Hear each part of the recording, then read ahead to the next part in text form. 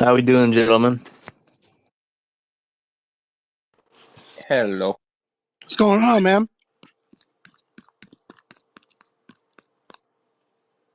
I'm trying to scarf some food down really quick.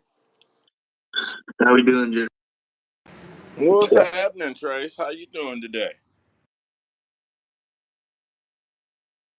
Ooh, I had some background noise coming through my computer.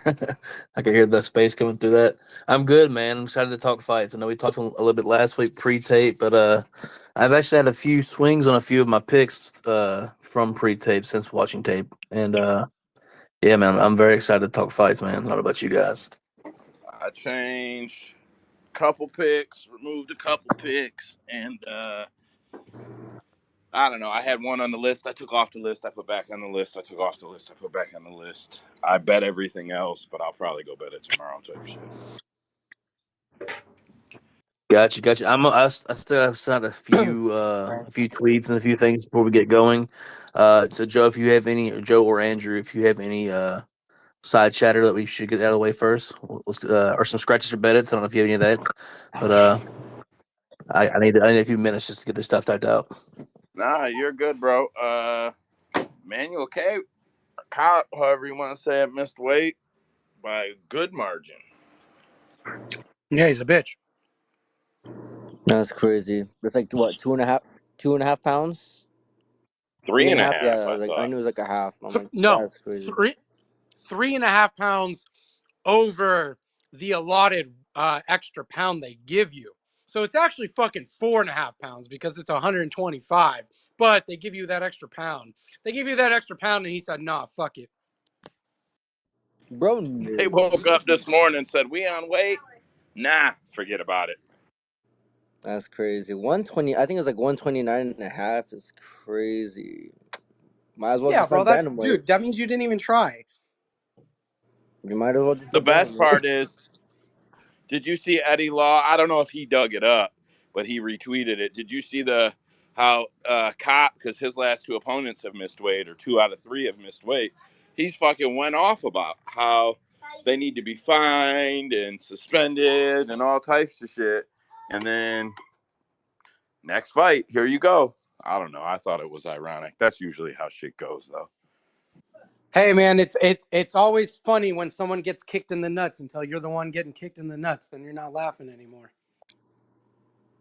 Yeah, I can agree with that sentiment. Who was I didn't Cop's see. last opponent? But it was not Kai, was it? Because they were supposed to It's fight. Felipe Santos. Oh, that's right. Okay. Yeah, that's the only. I haven't got to watch the weigh-ins yet. Actually, I've been busy as shit all day. He looks He's the big. only guy missed weight, right? Yeah, he looked really big. Like, The fight, yeah, and the fight was initially scheduled to stay on, then they cancelled it. was it his team or was it the commission? But I have no idea. They faced off and everything, but Shit. I know. So. now it's been cancelled. So That would have been a banger fight. Damn. I wasn't picking Cop to win anyway. So who cares? I mean, for Nicolau, it made no sense, though, right? He already has a win over Cop. Cop missed weight. He said, fuck it. He said, you don't get your Yeah, chance now. I was picking. I'll have to go out there. I got my whole all my slips, but I know I took Nicolau, and I think I took the over, but I know I took Nicolau. I mean, it doesn't matter now, but you know.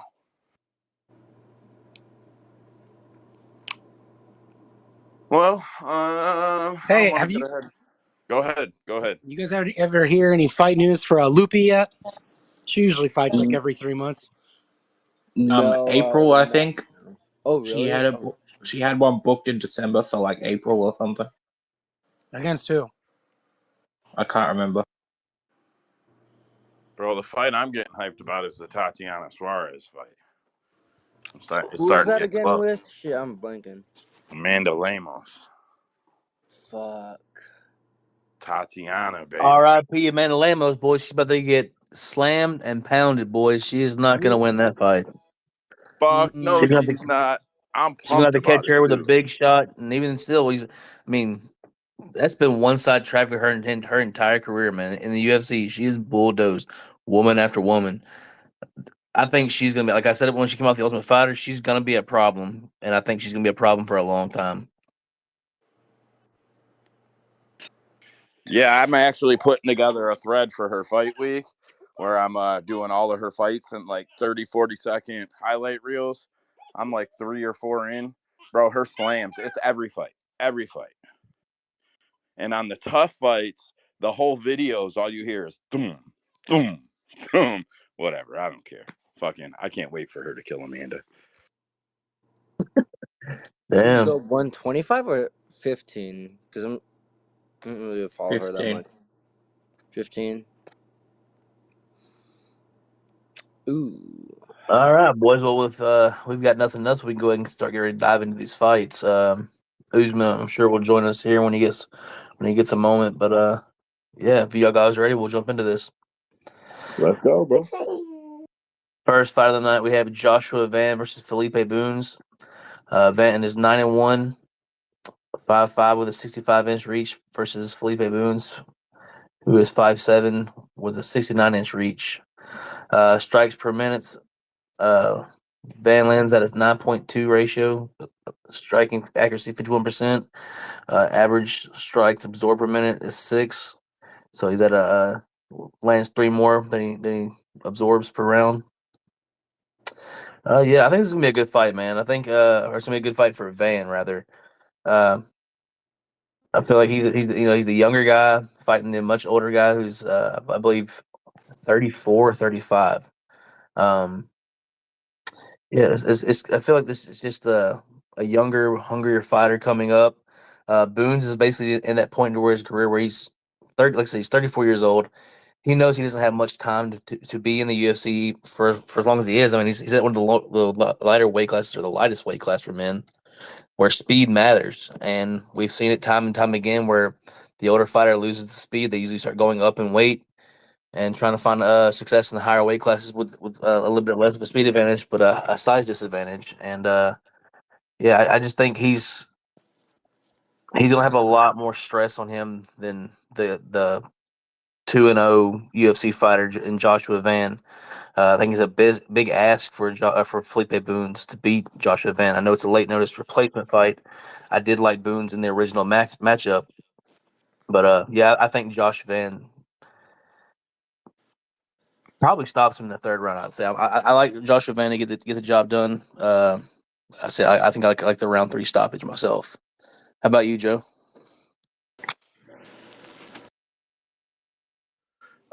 Josh Van is my biggest play of the night, 1.5 units. He's the only 1.5 unit play I have all night. I put 20 plays out.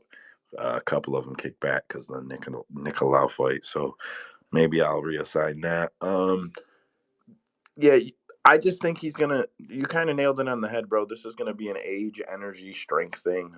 In the UFC, you know how I feel. Like sometimes you can just clearly see what the UFC wants, and they're trying to hand it to somebody. Based on that, I took Van. I did look him up because I wasn't real familiar with him. Like Google search shit. I don't want to lie about it. Gave me enough confidence to take him for 1.5 plus. Baby is on him, and I don't tail people, but the one spot I tailed this week was Baby took him, and I felt like he was the W. So 1.5. I don't know what I got him at though. Give me a minute. I'm almost set up, and I'll be able to tell you what I got everything at. Yeah, I have.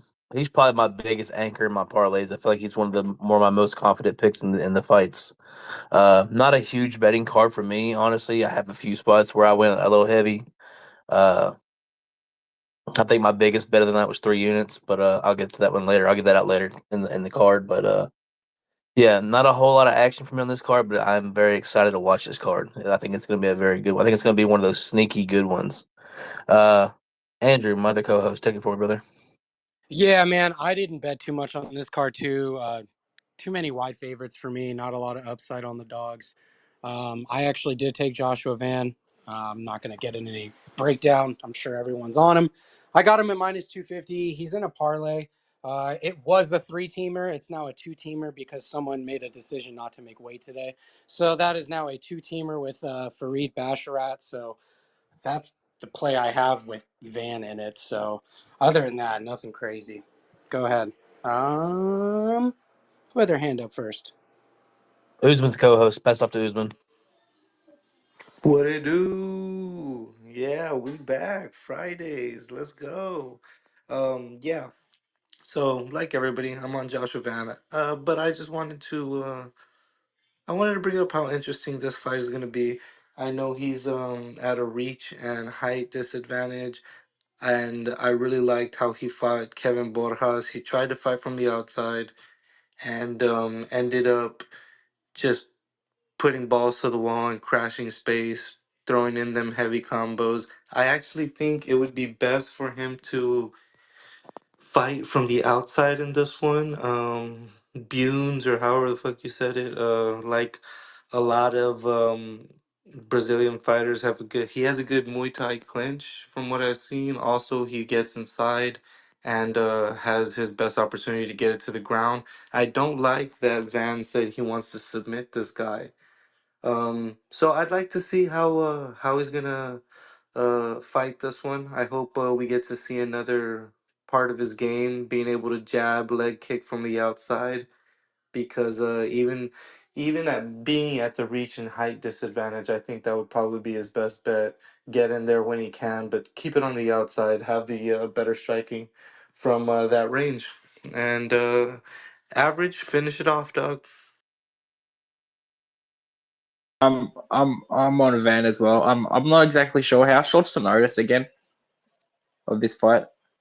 About 2.5 weeks, I Uh, believe. Okay, thank you. I just wasn't sure. that was all you had. Daniel, what do you got, brother?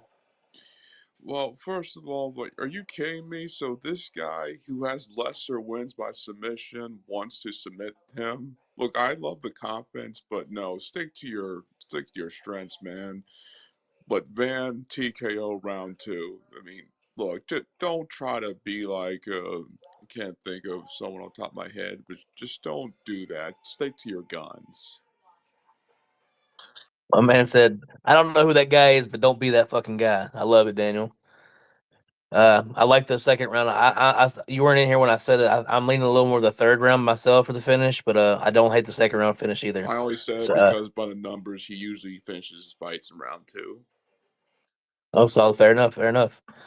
D, what you got, bro? I think it's good. I mean, like, this is the first fight of 2024, and I mean, like, with both competitors coming like and itching to get going, I would say agree with that. I mean, Van is probably gonna get the maybe mid round two, early three finish.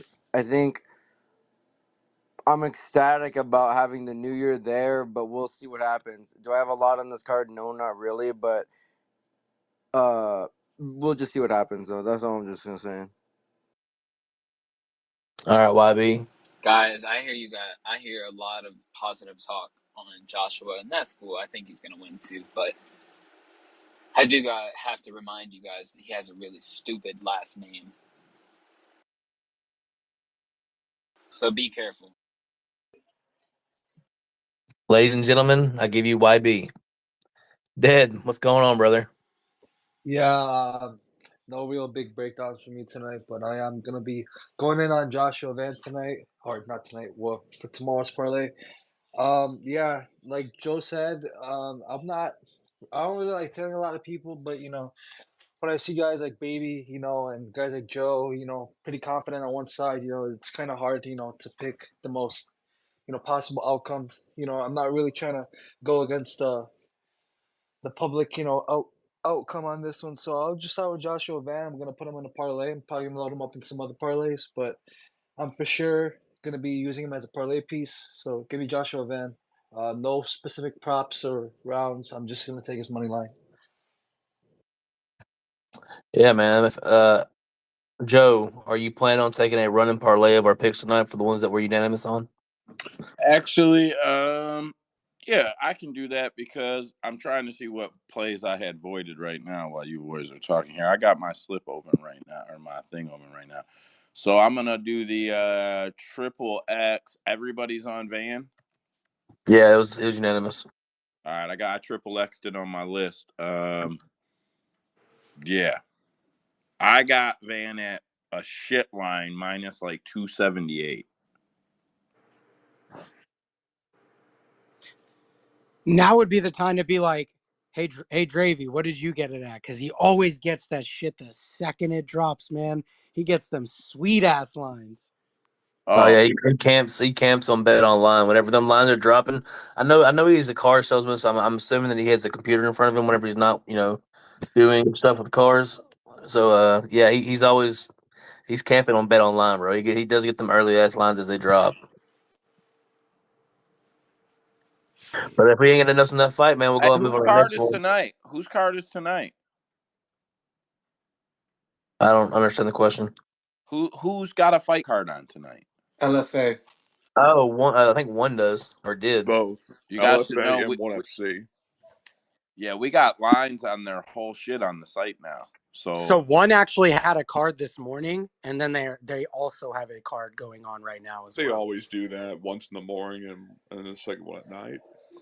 yeah, so I'm pretty sure that one and part of LFA is now reporting. We got some K1 odds the other day too. So some of these promotions will just pop in. If the books offer lines on them, we will get they'll show up on our stuff. Yeah, that's pretty sweet. Anyway, my bad.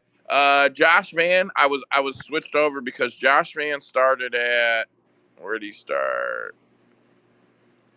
263 is his global average, and at Bet Online, which is the marker, usually the standard, he opened at minus 200 17 days ago.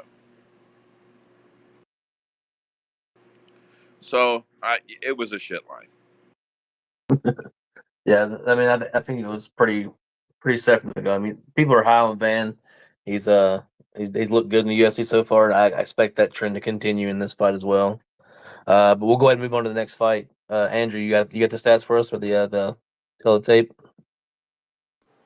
Yeah, I got you. I'm not going to read off the stats for Tom Nolan just because he's making his UFC debut. But we have Nicholas Mota versus Tom Nolan. Mota is 13-5 with a no contest. Tom Nolan's undefeated, 6-0. Tom Nolan is much bigger. He's 6'3" versus the 5'9" height of Nicholas Mota. Um, there's also a 3-inch reach advantage, 73 to 70. This is one of my favorite matchups. You have an orthodox versus a southpaw. I always love that. Who can adjust better? Nicholas Mota, he absorbs a hell of a lot more strikes than he lands. Let's just put it that way. His takedown defense is not good. I don't have too much on this fight. I'm not betting it. The line is way too juicy for me personally. Tom Nolan's like minus 370. Way too much for me. He's huge. He's got the reach. I don't like Moda. I'm going to be honest. I feel like he's a. I don't feel like he is UFC caliber. Let's put it that way. And I mean that respectfully. I would say Tom Nolan for a pick's sake, but I have no bet on this. Yeah, I agree. I'm on Tom Nolan here, and it's mostly just a fade on Nicholas Mota. In the UFC, he's only beaten Cameron Van Camp, which that's not a good look. Cameron Van Camp has been KO or be KO'd in the UFC, and I'm not even sure if he's had a KO in the UFC if I'm being honest. But yeah, it's just he can't take the punishment. Trey Ogden, man. Like I said, we hammered this fight, or I think we hammered this fight last week actually. But Ogden is not a good striker, and he looked like a professional boxer against Nicholas Mota, hitting him with the jab, hitting him with clean 1-2s, and you just seen the fight go out of him. And Tom Nolan is a hurricane, man. He's going to come in swinging, trying to get him out of there in a hurry. His average fight time is like a minute and 30 seconds over 6 fights. So I expect Tom Nolan to come in hot. Can he get caught? Probably. Mota does crack, but Mota wilts. I think we see Mota either get knocked out early or break. Yeah, in the fight. Mota's gonna have to swing a little bit wide with those hooks because he's gonna have to try to reach him. He's not gonna. I don't think he's gonna be able to reach him, man. You got the reach advantage and the height difference. Yeah, I think Mota's gonna be swinging wild. Yeah, he's gonna be swinging hooks because that's all he throws. He doesn't know how to throw a straight punch, man. Like if he had threw a straight punch against Ogden, he might have set Ogden down. But he is hook, hook, hook, hook, and against the taller fighter, the longer reach. I mean, you're just gonna get ate up on the feet, man. Yeah. So Nolan for me. Joe, what do you got on this fight? I'm on Nolan. I've been on Nolan all week. I think I killed it in the chat. This is going to be a clear out performance in my opinion. There is a little bit of fade on Mota there, and Mota is one of those guys that I've always said, man, he can fuck around and bust a parlay. But I didn't play any parlays this week. I am new year, new start.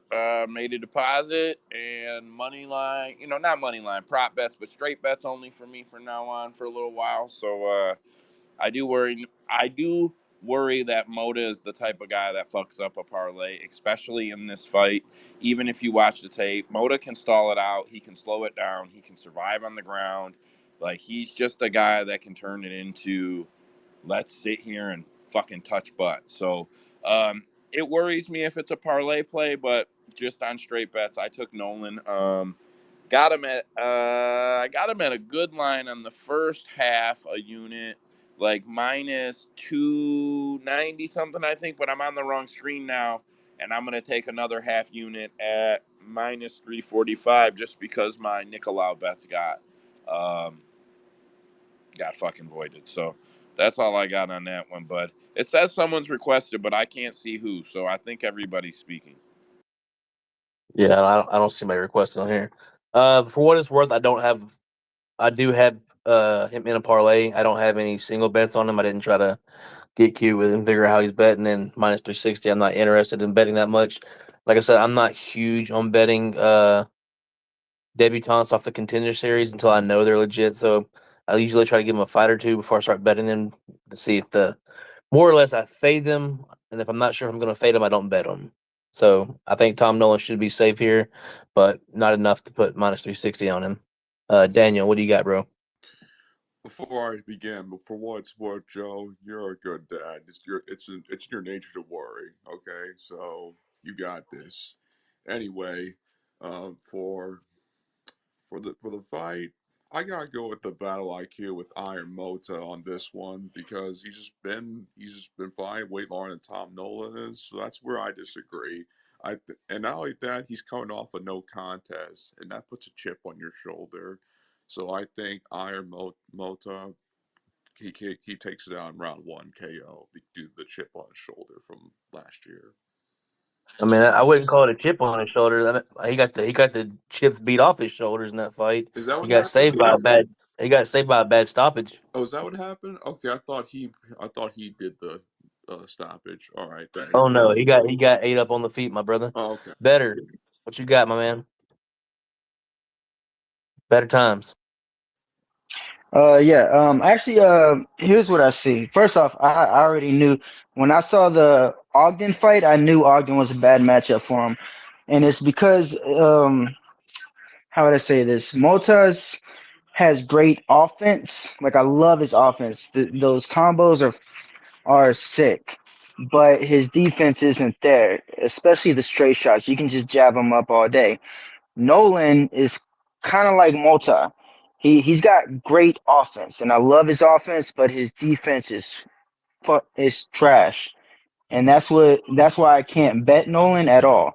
Because as soon as he starts letting loose and he gets comfortable, Mota can just sit down and rip up those combos, and he will be able to catch Nolan on the chin because his chin is just out there for the taking. So even though I still have Nolan winning because he can stay safe enough to win, I just bet the under. Under 1.5 is the safest bet because they both go after it early. Solid, man. I appreciate the different take. Thanks for requesting the mic. Uh, does anybody else have anything on this fight before we close it out? All right, we'll close this one out. All right, go ahead, Dad. What you got? I was just gonna say, yeah, add Tom Nolan to the parlay, man. Like I said, it's just another one of those things. Like the same thing as Joshua, man. Same rules apply. Not a big fan of tailing, but when I see guys like Baby, see guys like rest of the crew on this one side. I'm not saying you guys are betting him, but for me, you just can't pass it up. Especially right now that the lines are they keep they keep growing, man. They keep dropping on this guy. So, and I'm not talking about like you could give him my plus money. I mean he's like getting worse at favorite odds. So yeah, I'll take Joshua, man. I'll take Tom Nolan. That's the baby parlay that he got up. I'm gonna keep adding to it, but this is what I got so far. So yeah, no props, just money line. Hell yeah, brother. Usman, close it out for us, dude. Yeah, no, I was more gonna ask a question. What do y'all know about Tom Nolan's ground game? Because we saw the submission attempt from Trey Ogden, and then just right here looking at it, in an exhibition, he got rear naked choked, and then he got guillotine choked early in his career. So technically, those are three submission losses. Um, is there any room for a club and sub in this one? Because like you look at Tom Nolan round one submission plus 1,600, Tom Nolan round two submission plus 3,000. I said this year I'm going to be a value boy a little bit and take a little more risk on things that seem crazy unlikely. And like I said, I don't know how good Nolan's ground game is, but if He has one sub as an amateur. he has one Yeah, sub as over an over amateur. over 14 fights, he's had one submission.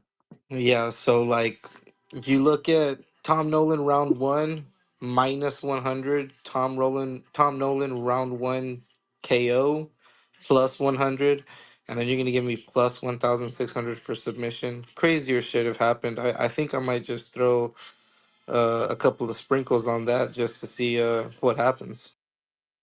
Yeah, I don't hate it, man. You get somebody hurt in there. A lot of people's nature is to jump on and try to beat the shit out of him. But if he gets it back, he might try to sink a choke in, man. Anything could happen. But we'll close that fight out. We'll move on to the next one.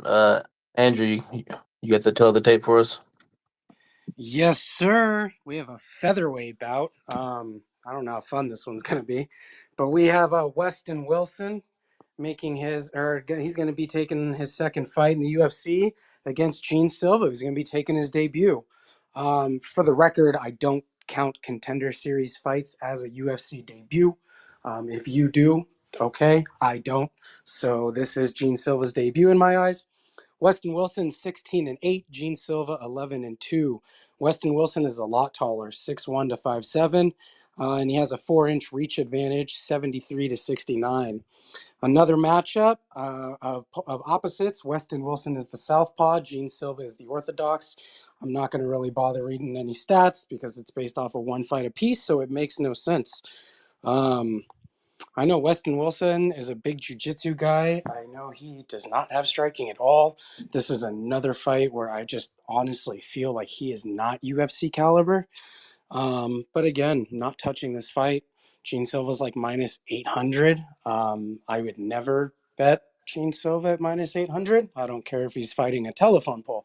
So I am definitely laying off this fight. However, I do kind of like the under, man. So I might take inside the distance just to have some fun. Go ahead, Joe. So this fight is my only pass of the night. The odds that you can get,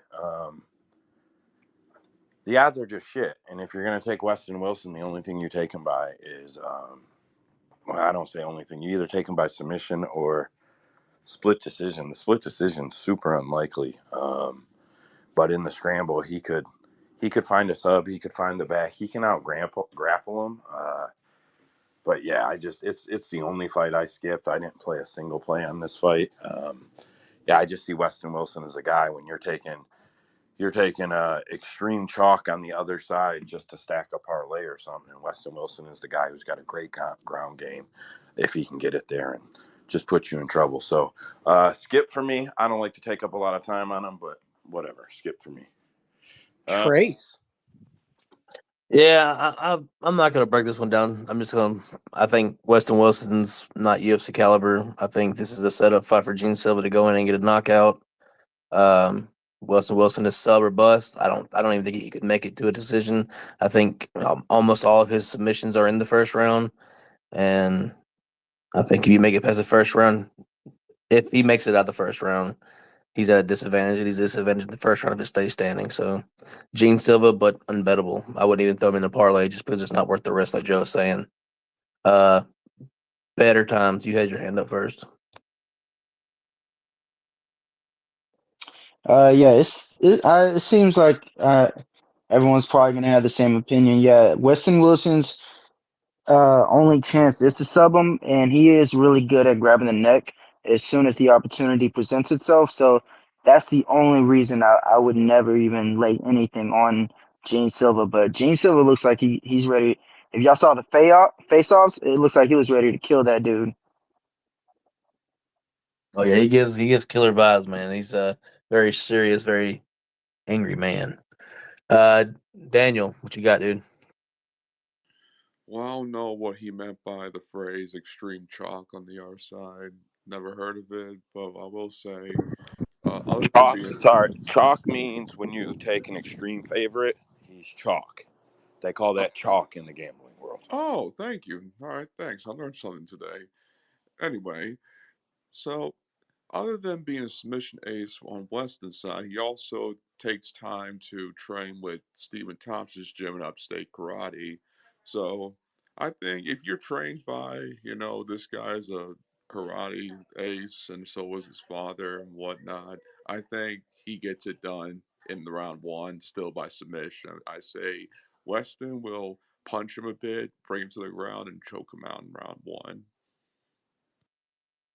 Wow, it's a bold statement, and we shall see. I think you might be one of the few people that are on that side, but good Thank luck you. to you, sir. I hope you hit if you made any bets on it.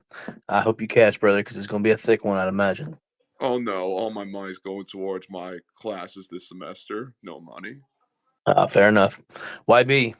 So I'm not picking a side. I don't make it a habit of betting huge favorites, and Weston Wilson is some fucking random dude. Um, I don't know if you guys have this line, but my book, Bovada, has over .5 rounds from minus 220. So if I were going to do anything with that fight, if anybody wanted to, if you just really feel the urge, that would be the only thing. The over 1.5 is plus 250. I think they know Weston probably isn't going to make it very long. So, yeah.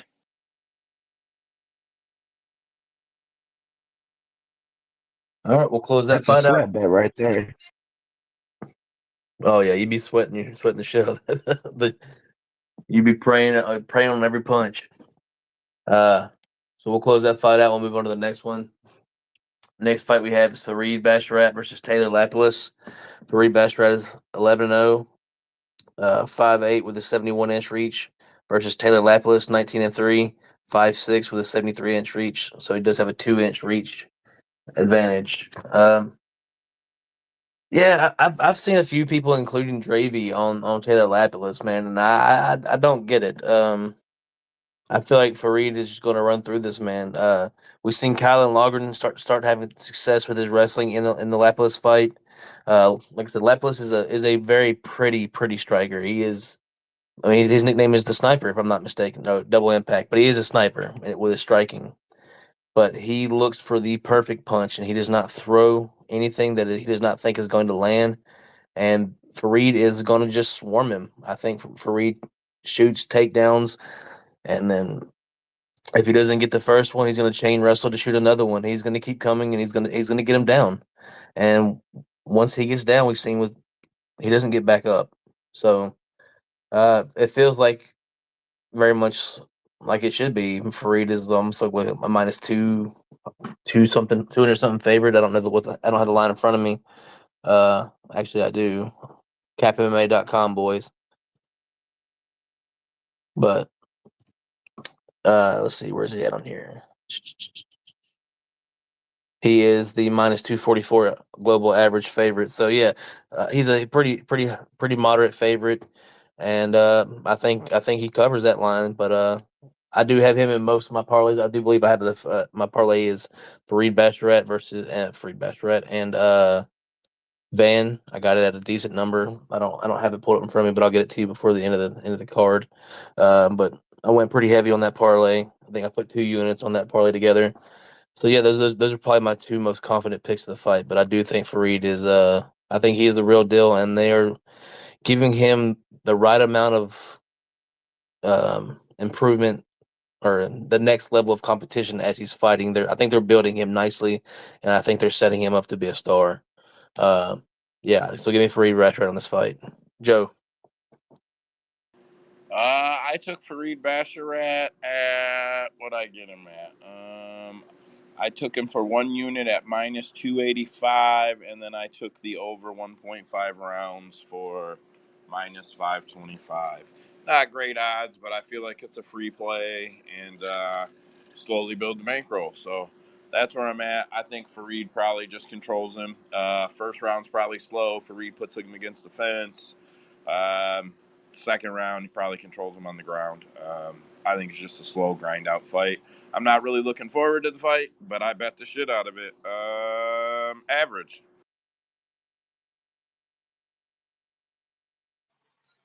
Excuse me, sorry.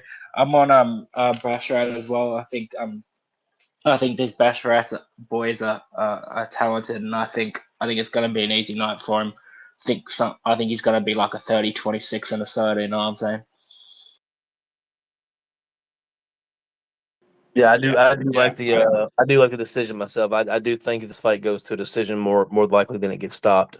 Honestly, if outside of a submission for Fareed, I would say that if there's going to be a stoppage, it would probably be on the Lapis side, him catching him with a clean shot. But yeah, I do think the decision is the most likely outcome. Better times. What you got, bro? Yeah, I actually think this is a very interesting matchup because um I forgot who he fought last. Lapis, that one wrestler guy, but that dude's a really strong wrestler, and he uses like a lot of strength to keep his opponents down. And Lapis was able to use technique to get back up against a really strong wrestler. Now he's going up against a striker that's probably pretty even with him, but his wrestling is all technique based, so it's going to be technique versus technique. And I believe they're both on like a level playing field. So I believe Basharat is the better of the two. I have him in my parlay as one of my safest picks, but I believe the best value is probably just the over 2.5, just in case. I agree with you, Daniel. I'm going with Furious Farad. I mean, he trains up to Extreme Couture, and I love those guys. And look, this fight is not going the distance. Even Double Impact here, he likes to finish his fights. So I just think it's not going distance. I got Furious Farad by submission round one. Another bold take from the brother Daniel. I like it, Daniel. Joe. So while we were talking, I just took Basharat, Nolan, and Van for 1.5 units at plus 136. Didn't you just say like 5 minutes ago you're not doing parlays? Yeah, well, I said I would do a couple for the space. Oh, okay. I got you. So that's one I feel really confident on. Everybody in here, heck, no one in here seemed too against that. And then I am trying to X whatever I think we all agree on. All right, YB. YB. My man Jordan Peterson has a quote, and he was talking about how you want to improve at anything in life, and he said it really well. Um, Whenever you're trying to improve, you need to be, you need to compete or train at the edge of your experience level, but not someone too difficult, not anything too difficult, so as to discourage you or mess with your confidence. That is what this is for Fareed Basharat. It is a setup fight. and he's gonna go happily on to the next one. Over 1.5. Yeah, I mean, I like all the overs for this fight. Like I said, I do think this fight goes to decision more often than not. Um, Most of Laplace's finishes were against low level competition, so yeah, 100%. I'm on all the overs. We'll close that fight out. We'll move on to the next one. Seems like we're all seem to be in agreement on that one. Marcus McGee versus Gaston Bolanos. Marcus McGee is 8-1, 5-8 with a 69-inch reach versus Gaston Bolanos 7-3, 5-7 and a 69-inch reach. So pretty identical on the stand up and the height and reach. Uh, yeah. So for people that don't remember, Gaston Bolanos is the guy who went viral in Bellator whenever he was pretty early on in his career. I think maybe like 2-0 or something like that, where he hit a spinning back elbow and face planted a guy in his second fight in Bellator. Yeah, like I said, it went pretty viral. It was a big knockout for a little bit. I thought the guy was gonna be a lot better than he is. But with that being said, he is a very nice kickboxer on the feet. I think he's going to be a fun fighter to watch in the UFC for as long as he's in the UFC. I think he's going to be a fighter that's always game to bang with anybody. And like I said, he's going to be a fun fighter to watch in shootouts. But I do think Marcus McGee will take advantage of what should be a sizable wrestling advantage and not be a moron and just stand and bang with him. While I do think he can stand and bang with him and possibly win that way, could get a knockout that way. The path of least resistance is the wrestling, taking Gaston down and smothering him, and possibly getting a finish or a choke late. I'm all over Marcus McGee here. I think he's the clear side in this fight. Um, yeah, but I do think Gaston is going to go on to be a very fun fighter to watch in future fights. I just don't think Marcus McGee is going to give him that fight this time around. Yeah, so Marcus McGee, uh, I probably would lean decision, but I don't hate the inside the distance for him as well either. Joe. Well, I took McGee for half unit at minus 245, and I took fight to go the distance no for half a unit at minus 280. I think Gaston's going to get outclassed here. I don't see this being a real close fight. Uh, I don't see this being a real close fight at all. It's just that simple. I think the step in jab from Marcus will neutralize any striking advantage that Gaston may have. If Gaston tries to shoot, there's no way in hell he's going to get McGee down. And I don't think McGee will need to wrestle him or take him down. If I recall, McGee beat Journey Newsom, but he knocked him down to get the submission. He did not take him down to get the submission, if I recall. Yeah. So anyway, I like Marcus McGee. I think I'm surprised Gaston made it to the UFC. Um, Wholeheartedly, go watch the guy's tape from prior to the UFC. Even watch the fight he had in the UFC against Aaron Phillips. Like, I don't know. I don't. You were saying earlier you didn't think someone is UFC caliber. Like, I don't like to say that. I don't like the dog fighters, but I think he takes on a lot for the level that he's at. No, Deadpin. I agree. My Oh, my brother's bad. like I said last week in the pre-tape. My brother's actually friends with Aaron Phillips and is part time as coach. Aaron Phillips is also oh shit, just came off a contender series. I can think of her name right now. Carly Judy's, Crispy Carly Judy's. He's also her coach. And this is his second stint in the UFC. He's 0-5 in the UFC. While he is a friend of my brother's and a coach of my brother's, I don't think he's UFC caliber, and that's just the honest truth. There's nothing wrong with it. But yeah, the win over Aaron Phillips does nothing really for him for value in my book. Dead. What do you got, bro? Yeah, this is one of those fights where if you know anything about these two guys and you've seen them, you've seen their fights, live, then this is a Marcus McGee, play all the way. Uh, I did do tape for Bolanos a couple, some cards ago, and what I did see was, he does have, nice little stand up, but I mean, in all reality, it's not going to fare him well in the UFC, especially with the caliber of competition that he's going to be going through. So I mean, yeah, it was nice. He had a nice little spin elbow knockout. Joe Rogan sucked this guy off, for the longest, and now that he's here in the UFC, a little too late. And on top of that, I just like Chase said, to put it bluntly, I just don't think the guy is UFC caliber. Um, with that said, I do like Marcus McGee in this spot. I will be taking him in the money line. I will be adding him to my parlays along with Van and Bashrat. So you can, bet your ass I'm putting those three together for sure. In terms of props, I did like the decision. I do like the submission, but that's just, I mean, unless you can play both props, instead of, playing, one or the other, some sports books do allow you to play two props at a time, like in terms of, it's called double chance, if I'm not mistaken. I know FanDuel offers it for me. If anything, if I was looking into props, it's probably I'll be playing for McGee. But like I said, I'm just gonna be taking the parlay shot. So I'm giving me the money line for McGee at Nolan and at Van, and so far that should be around like 122 best odds I see so far up in the board. Okay, so a lot of repeating here, not UFC caliber, Marcus McGee. Um, better, Daniel YB, do y'all have any other picks? Or are we going to just repeat Yes, the I same thing do. and go on to another?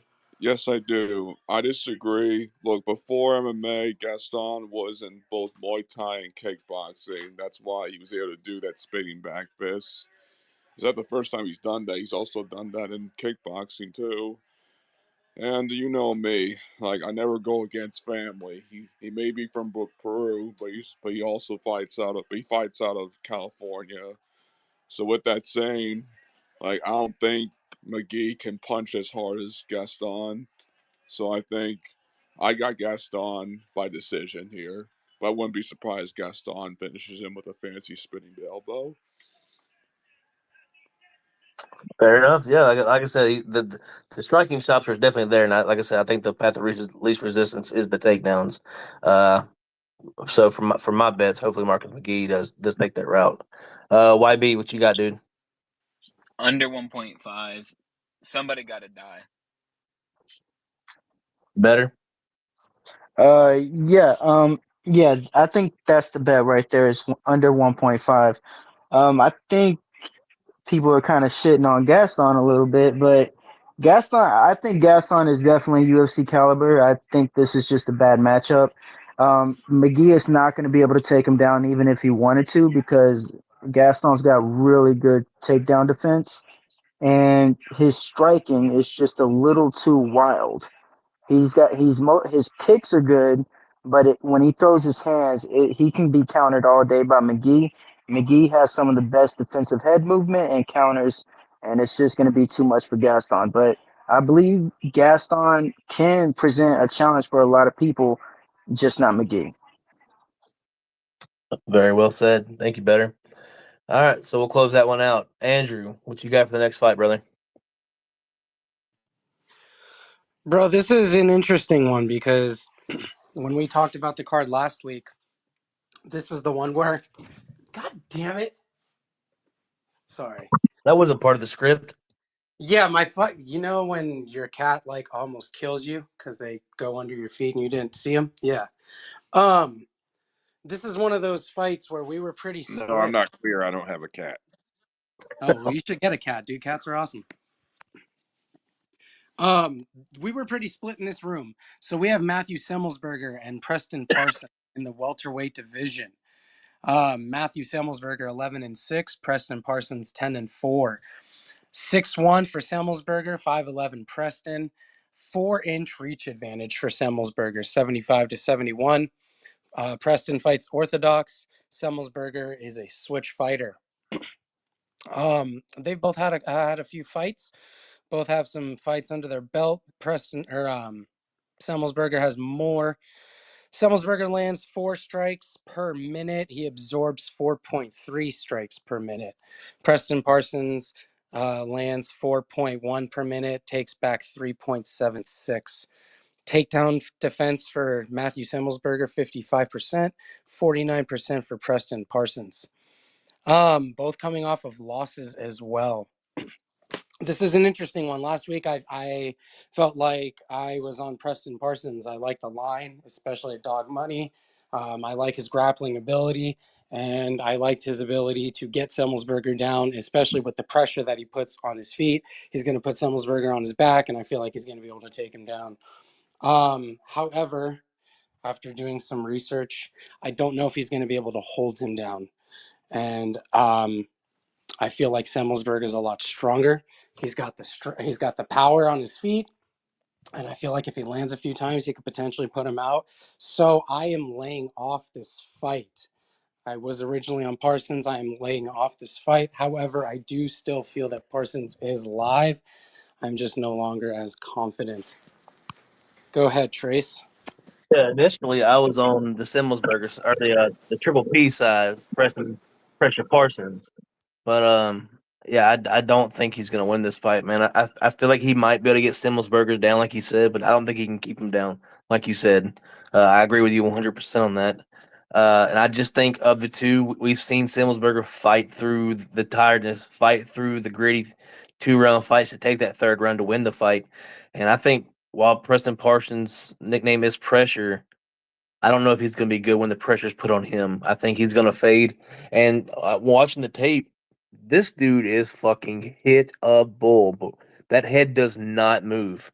And Semi's got power, man. If I would not be surprised to see Semi get land a big punch here and put him out. But I'm not betting this fight. Like I said, it is a very close fight to me. I could see the fight going either way. Like I said initially, I was on Preston Parsons, but yeah, give me Simi the Hemi, boy. Fuck Semi the Jedi. That's retarded. Or that's stupid. I shouldn't say that word. Simi the Hemi is way cooler. Usman. Yeah, fuck all y'all, man. This wasn't split last week when we talked about it. All y'all guys were throwing rotten apples at me for being on semi. Everybody was on fucking Preston Parsons. And now y'all watch a little bit of tape and y'all see that he's got decent enough takedown defense. Jeremiah Wells got him down, but that's because he's on all the steroids in the UFC. Homeboy is hogging it up for everyone. A lot of his takedowns are very explosive and powerful. And even then, 6 takedowns. Yeah, he got 12 minutes of ground control or control time, but Semi was able to get up. That's how you get them 6 takedowns: two in one round, one in one round, three in another. Um, yeah, I just think that chin is ready to be taken. I will be probably well. I will be probably now. I will be playing Matt Summelsberger by knockout at +170, and hoping Preston Parson gets in there and gets his face rocked. Go ahead, Joe. Bro, you always got to be that guy, though. I'm the only one. I'm the only I was one. You about to always got No, to say, no, play that great that is role. take, Joe. Joe. No, Great that is take, Joe. Joe. Great take, Joe. Yeah, I was, that's right. The only one is Joe. I'm the one that tells the truth out here. No, I no. spit What nothing he but facts. is if you're right and you're like, I'm the only one. Usman's the guy that's like, motherfucker, I was too. But if you're like, I'm the only Yeah, one Joe, and you were because you. wrong, Usman's like, I was putting the kids to bed. I didn't hear what you was talking Now, Usman leads the part of the Me Too movement part two. about. ladies and gentlemen, all these spaces are recorded and on YouTube. Go ahead and go play back, listen up. Listen to yourself. Fuck it. Show up and show a like, man. Show the YouTube some love, guys. We're trying to build it up. We're trying to get that as our platform for most of our videos and Content. stuff. We're gonna start doing videos, start doing live breakdowns. That is the plan. We're gonna keep chugging along here, but doing that at the same time. So yeah, drop onto the page, give the page a love, man. Give the page a like. Everything's appreciated. All right. So anyway, fuckers, I'm on the over 1.5. Um, I'm not even sweating it either. I took it at -166. Feel like I got it at a deal. Yeah, I mean, I took it for half a unit. I You cut out, Joe. All right, we'll come back to him when he comes back on live. YB, kick it off for us. Man, so you got this dude, Preston Parsons, who there's no way he has a single fan on this planet. He's got his first name starts with a P and his last name starts with a P. That's just really annoying to me. And Semi is just getting set up here. Like he took 2 bad losses. He got that Euros fight was fucking amazing. I had Euros because of Dravi. He's coming off 2 fights. Time to build the dude back up. There's no way they're gonna let him get 3 losses before they start the rebuild. So this is the rebuild. Preston Parsons. Nobody knows who this dude is. Nobody cares. Sorry. He lost to fucking Trevin Giles. And he killed my parlay because I'm pretty sure I had one of my backup parlays the night he fought Evan Elder. I had a backup where Preston was in it, or no, where Evan was in it, and he killed it. So that's like double fuck him. Revenge, always a solid betting uh, tool to use. Daniel, then we'll send it to better to close it out. What do you got, Daniel? Look, I think it's a badass name. You know, the Jedi. I mean, if it was literally anyone else, I would go for him. But once again, you know, family, and that goes in the favor of Elevate MMA in Jackson Beach, Florida. And from what I look at, I mean, let's just look at the resume of Parsons. 2-1 Titan FC, 4-0 and something called Combat Night, 3-1 and something called House of Fame MMA. It's a good resume. So I'm gonna at cut the you off there, Daniel. You can't say it's a good resume when you said it's something I never heard of and something I never heard of. But it's a damn good resume. That's not how it works, brother. I apologize, Father. They do Anyway, that for Khabib, though. yeah. Anyway, so Semi the Jedi, he's not really good on the ground. Meanwhile, Parsons is a different story. He both have been submitted once, but Parsons made up with his 8 submissions. So I have this submission while one Parsons. Son, I hope these cards are half as good as your betting card, because your picks are, because you always choosing some round one stuff, brother. But I hope so, man. That means we're gonna be in for a good night of fights. Better. What you got on this fight, man? Yeah, before I broke this fight down, I actually had Simmelsberger. I thought that was like an easy decision. But once I broke the tape down, my pick is Parsons. I don't. I think maybe like y'all should like watch his fights again when it comes to the striking. He is actually a phenomenal striker.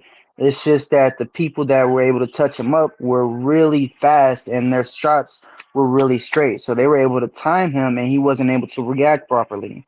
He moves his head whenever it's like he tries to find a time to react off his opponents, then he can counter, and he's really good at slipping and ripping.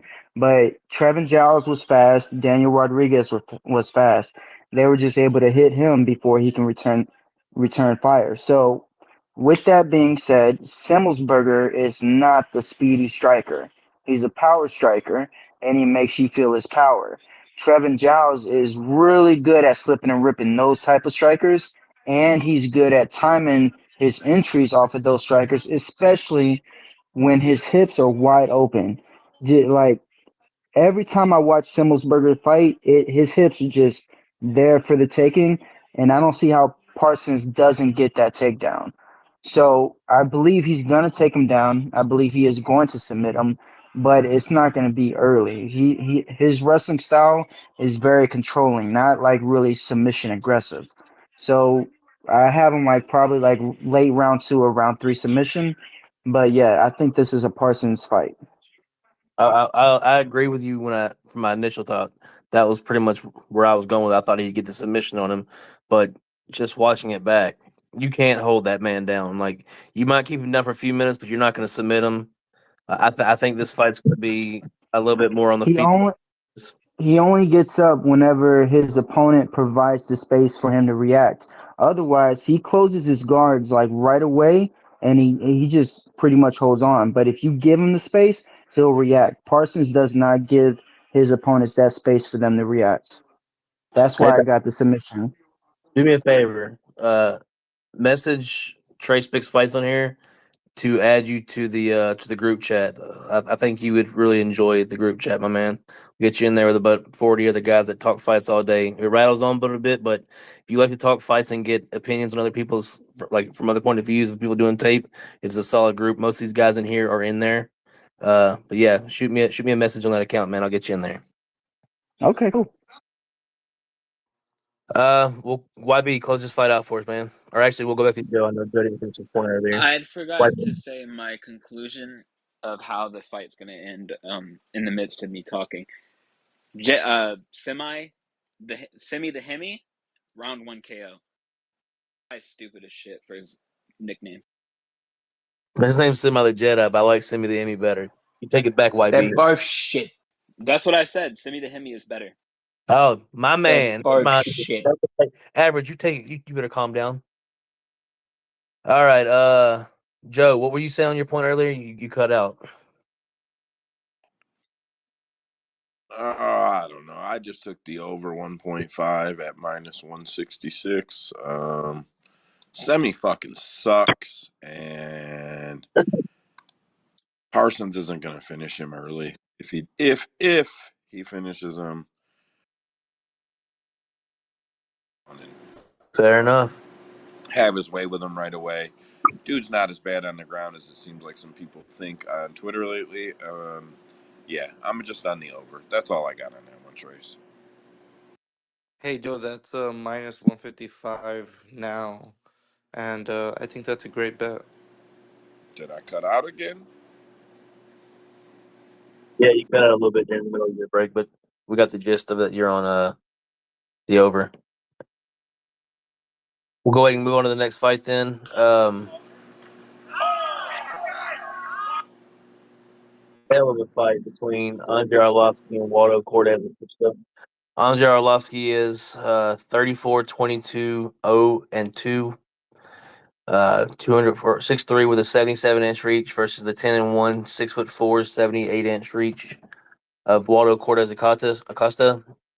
Um, honestly, I, like I said, I was a fan of Andre Arlovsky. He's actually my favorite fighter whenever I was 12 years old, about 20 years ago. I thought he was the most badass fighter in the world with the pit bull mouthpiece, the fangs, and the him beating up Tim Sylvia. Man, I thought he was going to be the greatest fighter ever. And I mean, he has a good resume, but I think we're seeing the tide change with this man. I think he's 44 years old, 43 years old. He's even for a heavyweight that's old. Um, the Bro, speed, he's getting 45 years old next month. 45. The speed's been gone. The power seemingly has been going for a while as well. He doesn't get the knockouts anymore. But also the volume. He's very selective with his strikes. He's very much a smarter fighter now, but he's also a slow fighter. And I think Waldo Cortez Acosta is going to set him up for a big punch. And I think we might see Andre fall in this fight, man. As much as that pains me to see it, uh, but yeah, I think this might be. If it's not, it should be the end. If Andre loses, man, I don't want to see another Chuck Liddell scenario where it's just another fighter that's just taking unneeded beatings after giving so much to the sport already. But yeah, I think Cortez Acosta should win this fight. But Andre Arlovsky is the king of upsetting fighters that he should beat, or that should beat him. I would not be surprised if he somehow edges out a greasy, ugly decision. But I'm not looking forward to watching this fight. Usman. Fuck you. I'm next. Fuck me, go Joe. I'm next on this one. Listen, man. I was the guy that came in early. Bro can't even finish a sentence in this bitch. Go ahead, God Usman. damn it, Yeah, Joe. hey, that's what I'm talking. Honestly, this I is cut out karma again? because me and a Hard, lot, brother, really hard. bad. What the fuck, man? I got no good reason for that either. Let's Hey, see. you I'm gonna sound close some crystal shit clear now. down Say here. it Can you fast. hear Hurry, me say it now, fast. motherfuckers? Hey, Say now it it's time fast. You're clear it crystal. goes. Yeah, be quick. This mother Joe, if you can hear us, you better speak fast now. I bet I'm you about he's to, speaking right now. I'm about to boot his ass out. I bet you Bro, he's speaking right now. He's Go ahead. fucking Okay, killing go. me right now. Go ahead, Usman. Anyways, I know me and Joe are about to say the same shit, but I was about to talk a little bit of shit to him because, unlike him, my Waldo Acosta Cortez fandom is real. It's real. It has roots. It's deep down in my loins. This Waldo. Um, so I was agreeing with Joe, and this is what I think he's gonna say the same shit that I'm saying. I was agreeing with Joe back when we did our little preview about this on Sunday that I think this could get stretched out to the distance. I think we're going to be seeing. I said Waldo does three things: he jabs, he has a decent leg kick, and he has an overhand. And what's it called? New age old man Arlovsky likes to dance on the outside, stick a jab, not stay in there too long because he knows his chin is gone, and try to fight safe. So I was thinking they'll probably jab each other from a distance, and we'll probably hit that over. I mean, over 2.5. This is at over 1.5 right now. I'm still going to touch the over 1.5, probably parlay it a little bit, but I'm really concerned on the fact that maybe I played the over 1.5 in Waldo's last fight because I said, oh, I love Waldo, but he sucks. And who was he fighting? Can anybody tell me? Was it Chase Sherman, Lucas Josh Parisian? Brzezinski. Brzezinski. Brzezinski, yes, steroid Brzezinski. Yes. So I was like, yeah, Lucas sucks, Waldo sucks, two low level heavyweights. They always go over, especially when they give you over 1.5. Um, I am, like I said, I take my Waldo fandom serious, and I'm honestly a little concerned that he might be better than any of us think, and he might be getting a little bit better as he's growing You in the just said he sport of sucks. MMA. I said he Yeah, I heard might that be too. getting better, you son of a gun. Use your ears. Anyways, I'm afraid he knocks out Andrei Arlovsky early here, so I'll be touching the 1.5, but I'll also be touching Waldo by KO and Waldo by decision. I'm Oh, all over the place, but it's Waldo. you're uh, okay. So I took Arlovsky at plus 525. I took fight goes to split decision at plus 800. I took fight to go the distance, yes, at plus 180. And I took over 1.5 rounds at minus 135. Um, sure, Waldo could Dante maze him. Get the fuck out of here. Like this, bro. Arlovsky keeps his hands up. He keeps him up. I know Dantel's big ass threw over his left hand to knock him out, but he keeps his hand up. Waldo can't punch people that keep their fucking hands up. He All can't. I'm hearing is a fake ass Waldo fan. Nah, bro. He throws that little pump ass jab. It's not a jab, it's like a pump jab. Like he's just trying to move his fucking hand. Like women's MMA, he throws that a lot. And then he starts shuffling backwards and like moving to the left. Bro, he the fuck out of here with Waldo Acosta. He is not gonna Dante Mays Andre Arlovsky, bro. This fight's going over, going the distance. And I think Lavsky gets the split decision. Andrew. Man, Joe's been turning on hella fighters lately. Oh, real quick. Usman, I think it was like yesterday when we were talking, when I said you like boring fighters, and you were like, name one. And I said, oh, I'll name them when they pop up. There you Waldo go. Waldo Acosta. Acosta. Waldo Acosta right there. Boom. Waldo Acosta is not boring. He's the GOAT in training. You need to just get on the bandwagon now. Oh, God. No. Bro, listen to me. The GOAT, John Jones never fought a Jared Van Der or a Chase Sherman, bro. That's not how you become the No, GOAT. he That's fought a that's Parker right. He Porter. fought Parker Porter. Good shit. Average. Good shit. Ay, ay, ay. Yeah, this is an easy one. I pretty much second what Trey said. Lovsky's 45 years old. I think Waldo sucks, to be honest, but he's a lot better than Lovsky. Lovsky's going to try to jump in, take his shots, and jump out, and I just don't think it's going to work in this fight. Waldo could finish him. He may not, but he's like minus 800. So, yeah, get the fuck out of here. Pass on this fight. All love, boys, but I'm not about to spend 15 minutes on an Arlovsky fight. Bro, I waited all fucking night for this fight. Are you kidding me? I tell you, if anybody has an argument for Andrei Arlovsky, I would love to hear that.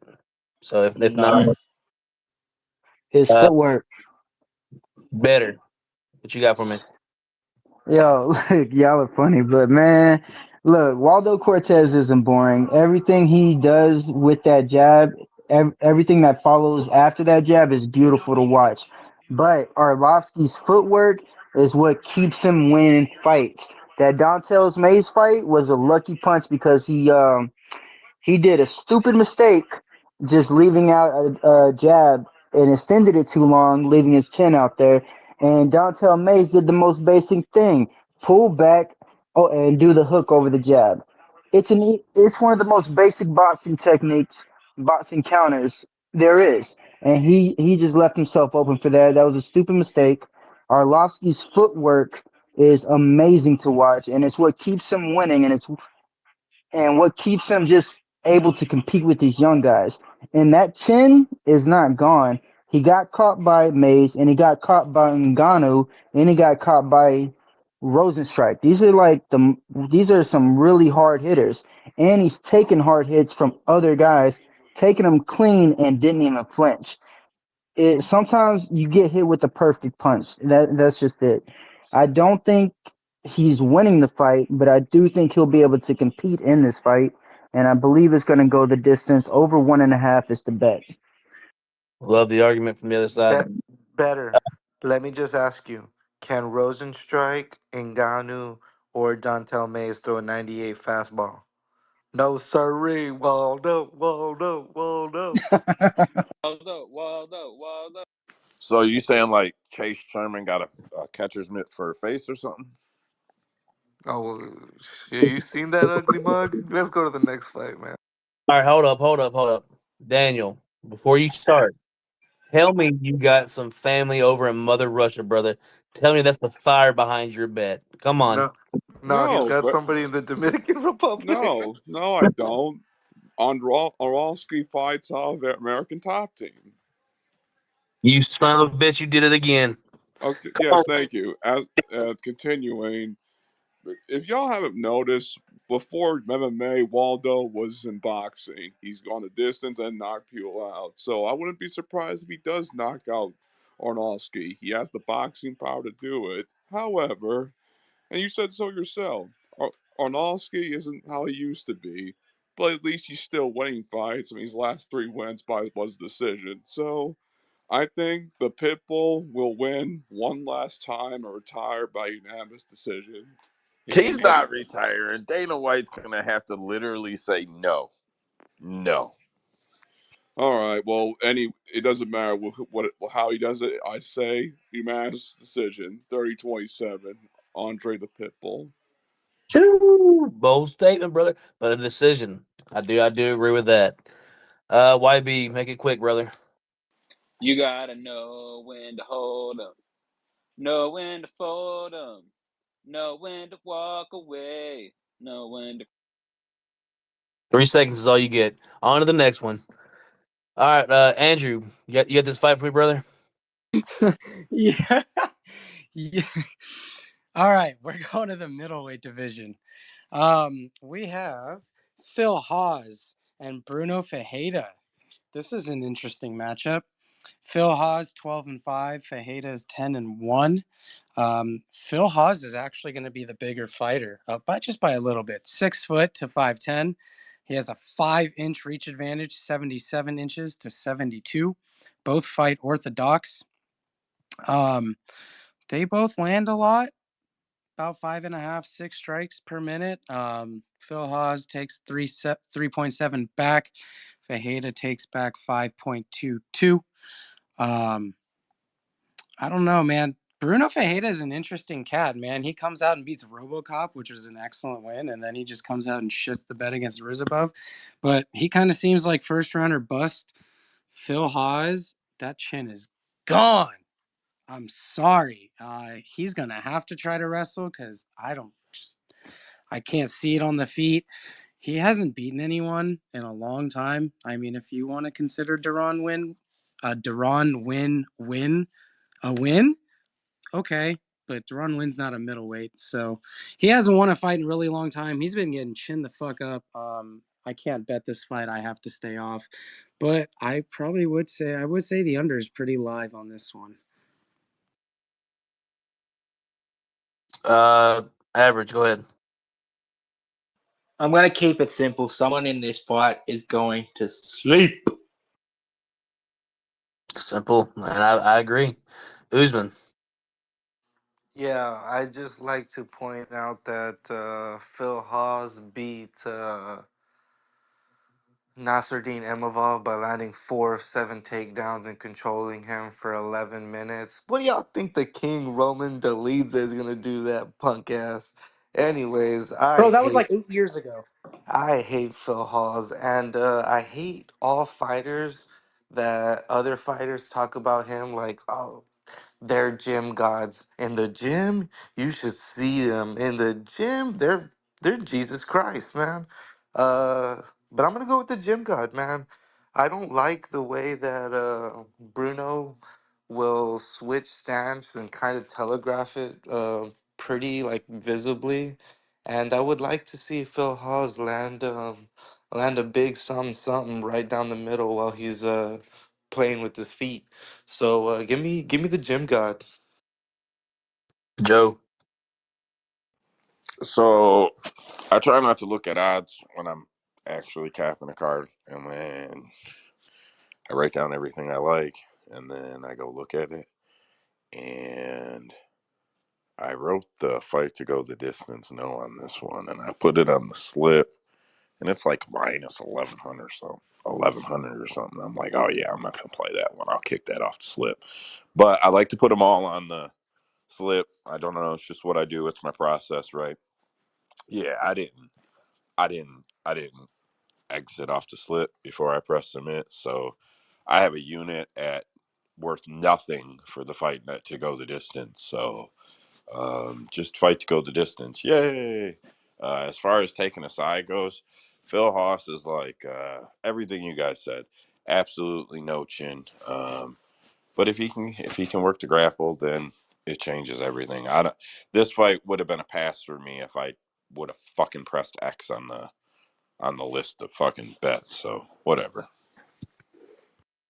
Better. Man, I am totally disagreeing with y'all about that no chin bullshit. Look, he Phil Hawes, I think you got to watch the tape too, man. He's been hit with shots that were just that he was able to take, but he got hit with perfect shots. Chris Curtis hit him with a perfect left hook. I was like, rem- think about how he looked against Chris Curtis before he got caught with that left hook. He was beating him up like he owed him money. Like he was just like, yo, like that was he looked like a champion beating up Chris Curtis. And then he got caught with a left hook that I believe everyone knew it was over as soon as you heard the sound of that left hook. Then he went on and looked the same against Deron Wynn, took some shots against Deron Wynn. Deron Wynn does not hit softly. He's a really power puncher. Then he got caught with Roman Dolidze. Again, a perfect punch. He couldn't move, so Dolidze just tracked him down and hit him with 3 good shots on the chin. And then Ikram Askalov, same thing, just hit him directly on the temple and he was out. Sometimes you just get hit with perfect shots, and he's had bad luck with that. But he is a really good fighter, and I think he actually gets the win here. I thought Bruno was a little smaller, so that kind of shifts my thought a little bit about it going the distance. So I think someone might be going to sleep. But yeah, I think Phil Hawes, and on top of that, Phil Hawes is a really good wrestler. So I don't think Bruno's just gonna be able to just double scoop him up with the double leg and throw him down like he does everyone else. I believe he's gonna have real trouble getting him down, and he's gonna have real trouble with the striking arsenal that Phil Hawes has. And I believe he's gonna remind everybody who he is this Saturday. Yeah, set these fuckers on fire better. That's what I like to hear. Daniel. I'm going to answer that with a visual aid. Even in the comics, the Hulk has been defeated. It is possible. Just because you're mean and green doesn't mean you're unbeatable. So, with that saying, Haas has been knocked out, but he also has knocked people out. So we have proven that the Hulk can be defeated. He lost by a knockout, so we found his kryptonite, and so no hype Phil will knock him out in round one. And once again, Kill Clip FC family. That's why I'm taking them. KO round He's one. done it again. Bet your ass. Daniel, Daniel, 9 times out of 10, we know what you're gonna say, but that 10th time, I have no fucking clue what's gonna come out of your mouth. Joe, You're what do you got, welcome. man? I just want to say to Better that if you want to say that the man got hit with perfect shots, I'm not even going to argue with you. What I will say is when a man tells you and shows you that he sets up the perfect shot for his opponent repeatedly, listen to him. He's telling you, like, you can't touch Phil Hoss, man. That shit is not, it's just not sensible. For what it's worth, I do kind of agree with what I get what he's saying. They are big shots. They weren't like pitter patter shots where he doesn't just get hit and get hurt on every punch. Like they are big, clean shots that he's getting hit by and by good fighters. Just to go off the list, it's Chris Curtis, Roman Dolidze, Ikram. I mean, those are all Roman's a powerful dude. I mean, he's a dangerous dude, submissions and strike But wise. hey, can I just say Um, something? Is it a coincidence? What the fuck? Every time? I don't know, bro. well, if you let me finish my That's point, just a string of bad luck. so. I do think that for what it's worth, Phil Hawes is the better fighter, more well rounded fighter. But he has a very good tendency of getting hit, or a very bad tendency, I guess, of getting hit, and he does get hit clean when he gets hit. And unfortunately, against a guy like Bruno, who throws nothing but fucking hammers the entire time he's in there, he's gonna get hit with hooks. He's gonna have to be able to eat the hook. And over 3 rounds, I just don't see him being able to take those punches for very long. I don't think he takes very many. He is very hittable, and that is the issue. And like Usman said, or I believe it was Usman. Yeah, he looked like an elite striker against Deron Win, a guy that probably should be a 155er, honestly. Such a size and reach and height disadvantage in that fight. It was, I mean, but that's his only good win. That's his only, might be his only win in the UFC outside of no, he's got a few other ones. So, but yeah, while I do think he's the better fighter, and like Usman said, he's the gym hero or whatever. Uh, yeah, I think Bruno eventually catches him and sets him down. I do have Bruno for 1 unit at plus 125 for KO only. I feel pretty confident about that bet, but didn't love the line. I figured it might be a little higher, but I didn't get to it as quick as I could have, so I don't know exactly what it opened up at, but plus money on a power puncher where almost all his wins are by knockout against somebody that does, I would say, has chin issues, but does get hit quite cleanly pretty often. Yeah, I'll take my chances on that. So Bruno plus 125. Honestly, the money line, I couldn't believe he was at such it was such a close line. Me and Usman actually talked about it in the group chat whenever the lines dropped. We couldn't believe how closely lined this was. But after watching tape, I kind of get it. But yeah, give me Bruno. If anybody else has anything else in this fight before we close it out, we'll move on to the next one. Joe. Dead Picks, are we live on YouTube right now? I went in the house and I went to get back on and I don't see it. Yeah, no, I said in the group chat, the fucking my laptop did an update like mid fucking stream, so it cut out obviously. So I'm gonna have to go in, re-record the space, and upload it for the morning. I'll be able to do it like right as soon as the space ends. So don't worry about that. It'll be up for all the people in the morning. But yeah, YouTube people, check out the YouTube. Go to the website, Cap MMA. It's all one name, all the same brand. Find us on YouTube. Find us on fucking Twitter, X. Check out the website. Same stuff. But yeah, that's just what's happening right now. I'm gonna have to upload it afterwards. Nothing I can do about it right now. No problem, Dead Picks. We appreciate all the I, work you put in. oh, bro, I don't care. Even if you're like, fuck it, I can't do it this week, bro. You've been killing it, man. Yeah, yeah, fuck. I got nothing to say about it either way. Whatever, Nah, we're shit gonna get happens. done. It's gonna be up. It's gonna be posted. I promise that. It's just right now. We can't stream it. Like I said, the space cut out, and it would be pointless, to stream the rest of what we got without the middle. So All right, so we'll close that fight out. We'll move on to the next one, which is probably one of my most anticipated fights of the night. I think this is going to be a fucking absolute firestorm as for as long as it lasts. Ricky Simone, 20-4 versus Mario Batista, 13-2.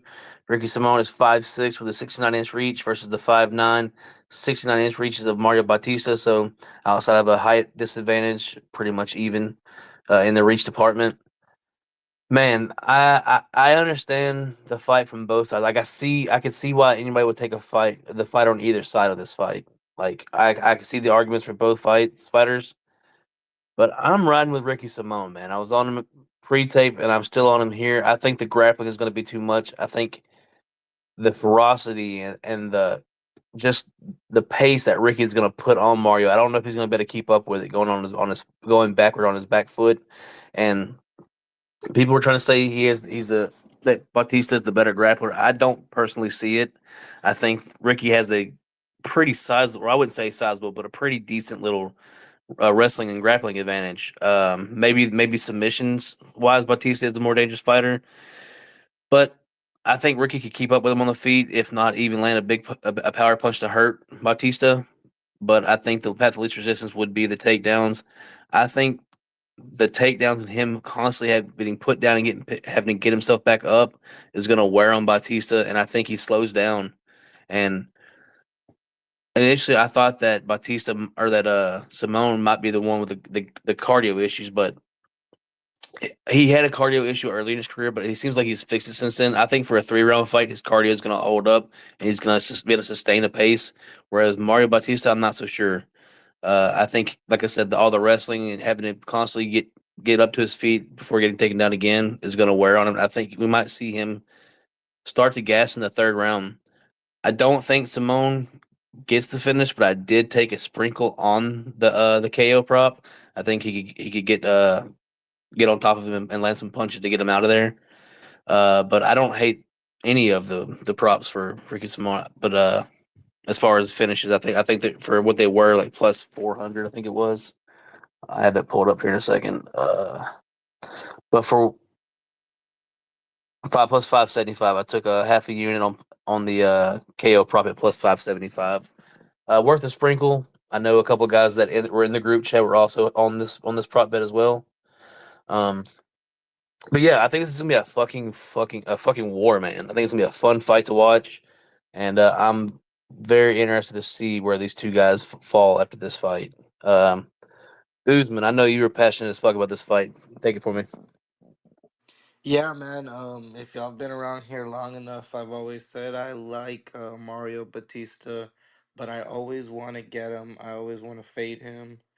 I'm weird like that. I know, don't make sense. And watching that Damon Blackshear fight, I had a ticket Damon by decision. I thought I got screwed over.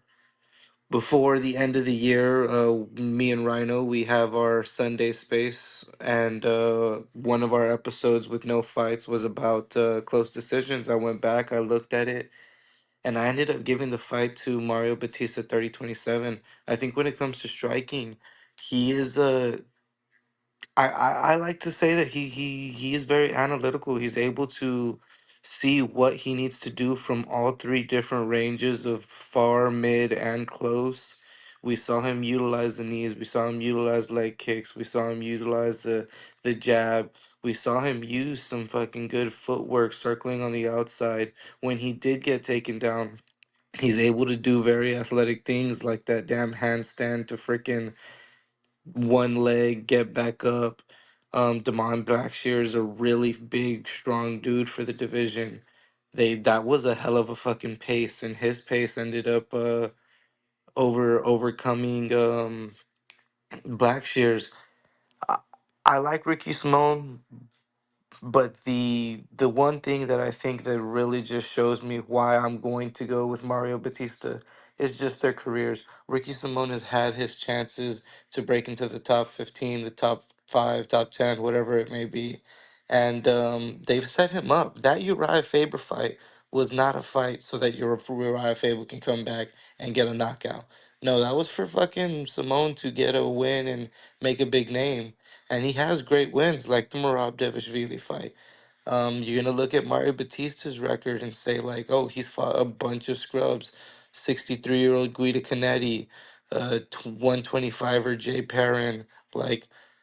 But I think that tells you what the UFC wants out of his career. They've been building him up slowly, giving him every chance to get better, show off his striking skills, show off his grappling skills.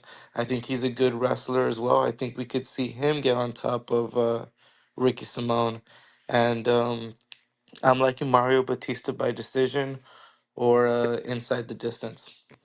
Jay, real quick with a question for you. I've seen a lot of people building their arguments off of for Mario Batista off of the Blackshear win. How much do you take into account the fact that that was on a week's notice for Blackshear? He fought Jose Johnson on I believe it was August 12th, and then turned around a week later after making a weight cut and fighting exactly 1 week later against Mario Bautista. I think that affected the cardio more than people think. And honestly, I thought Blackshear won that fight. I thought it was close, but I did edge it for Blackshear personally. And like I said, I think if full camp and not off of a week's notice, I think Blackshear probably takes that fight. That two weight cuts in 2 week period, that's brutal, man. No, no, and I 100% take it into account. Like it is brutal. Like I said, I thought I had a crazy winning number with Blackshear by decision. Looking back at it, I ended up not giving him any rounds. I think damage with the striking. Blackshear got some takedowns, didn't do enough with it, and Mario Batista was able to get back up, land his takedowns, tried the guillotine. Um, I take it into account, but I just. Ricky Simone is good. Mario Batista is good. This is a fight where both of them are going to get to show off their skills and see who's better. But personally, I think one is going in one direction, the other is going the other. And the UFC wants a certain person to win. So we'll see. Pass it off to somebody else. Andrew, go ahead. Yeah, man, this is going to be a really fun fight because I like everyone's arguments too, but I personally agree with Trace. I am on Simone on this one. Simone's not very big. You know, he's only 5'6", but that boy is compact and he is strong as fuck. That's why I think when he eventually gets Bautista down, I think he's going to hold him down.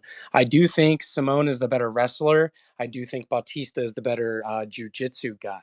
When it comes to the feet, I probably would give Bautista the advantage, but because I haven't seen him do it against anyone really good, I don't know. So for me, this is kind of like a prove it fight for Bautista. Um, the only time he's ever fought someone like in the rankings or someone of a high caliber was Corey Sandhagen, and he got finished quickly. Granted, it was his debut. I definitely don't. I definitely take that into consideration, but obviously, it's just way too big of a competition. I think this is a big competition jump for Bautista. Um, I just think Simone's going to be too strong. I think he's going to be too powerful. Um, I think the pressure he's going to put on him is going to wear on him. I just feel like this is way too big. I think Simone's way too strong. But I do have Ricky Simone money line. Joe. So I took Mario Batista at plus 145, and I took Fight to Go the Distance No at plus 120. Trace, I agree with you that Ricky is the better grappler or wrestler, I think you said. The problem is going to be that Batista is too explosive for him. He won't be able to hold Batista in the trans from. He won't be able to hold him from transitioning to wherever he wants to be if Ricky does take him down. He just won't be strong enough. And when it's on the feet, Ricky Simone's biggest problem is he does not know how to not step into the firefight when he gets hit hard. If you hit him hard, he doesn't know what to do to except for try to step into it and outswing you. And I think that's going to be his downfall when it comes to Batista. Batista's good at stepping back, throwing an overhand. He's good at throwing when he has to step back, and when Ricky tries to step in because he got rocked and then got rocked again. Um, I just think Mario can clip him. I don't necessarily think he clips him and knocks him out fucking cold, but he'll clip him and be able to take his back and choke him out. He might knock him out, but I think Ricky gets himself clipped. I think if Ricky's dumb enough to go, like I said, I think if he's dumb enough to take him down, I think he'll regret it. And on the feet, I think Ricky will look good very early. He's got a little bounce in this little, like his stance is, I don't know, it's very unique to him and the way he moves when he comes in. But once his timing gets found by Mario, it'll just be a waiting game for him, and I think he finds it in the first and probably hurts him in the second. So, yep, those are my bets, and that is my take on that fight. Seen Boys in the Hood? What? Have you Yeah. ever seen the Hood? Do you I what? will. I will Wait. What part of the movie do you want me to tell you the lines from? hold up. I'm gonna give you the line. If what you said happens, where he gets dropped and Mario snatches that neck up, I'm gonna be like Cuba Gooding Jr. over here just screaming, "Ricky!" Because that's how I'm gonna feel, man. I have money on the other guy. Why you trying to do me like that, Joe? Why you trying to break my heart for? Because I got money on Mario, bro. It's the better bet. Bro, I'm saying that right now. If that happens, I'm sending y'all a voice clip of that exact audio clip. I will fucking find it. Send So it. I grew up in the hood, bro. We used to just when you used to see one of your homies a block or a block and a half away, you would just Ricky, and that was just what we did. I don't know. That was what we did, bro. All right, sorry about that, guys. Vinny, I seen you waving your arm earlier. Did you? Were you trying to get a take on this fight? Yeah, how you doing, boys? Uh, I can see where Joel is coming from as far as Mario Batista being a better fighter, but I do like Ricky Simone, like you. Um, I think Ricky Simone is they're gonna go toe to toe, and I do see what Joe's saying. That he's gonna Mario is a better calculator of throwing the punches and knowing when to re, retire, not to retire, but when to back off. But I mean, I always like the dog in a fight, so I think Ricky is definitely gonna be the side for me. I am torn on this fight though. It's gonna be a good one, and that's all I gotta say, boys. Definitely be a good one. Better hit us with it, brother. Let's see what you got. Yeah.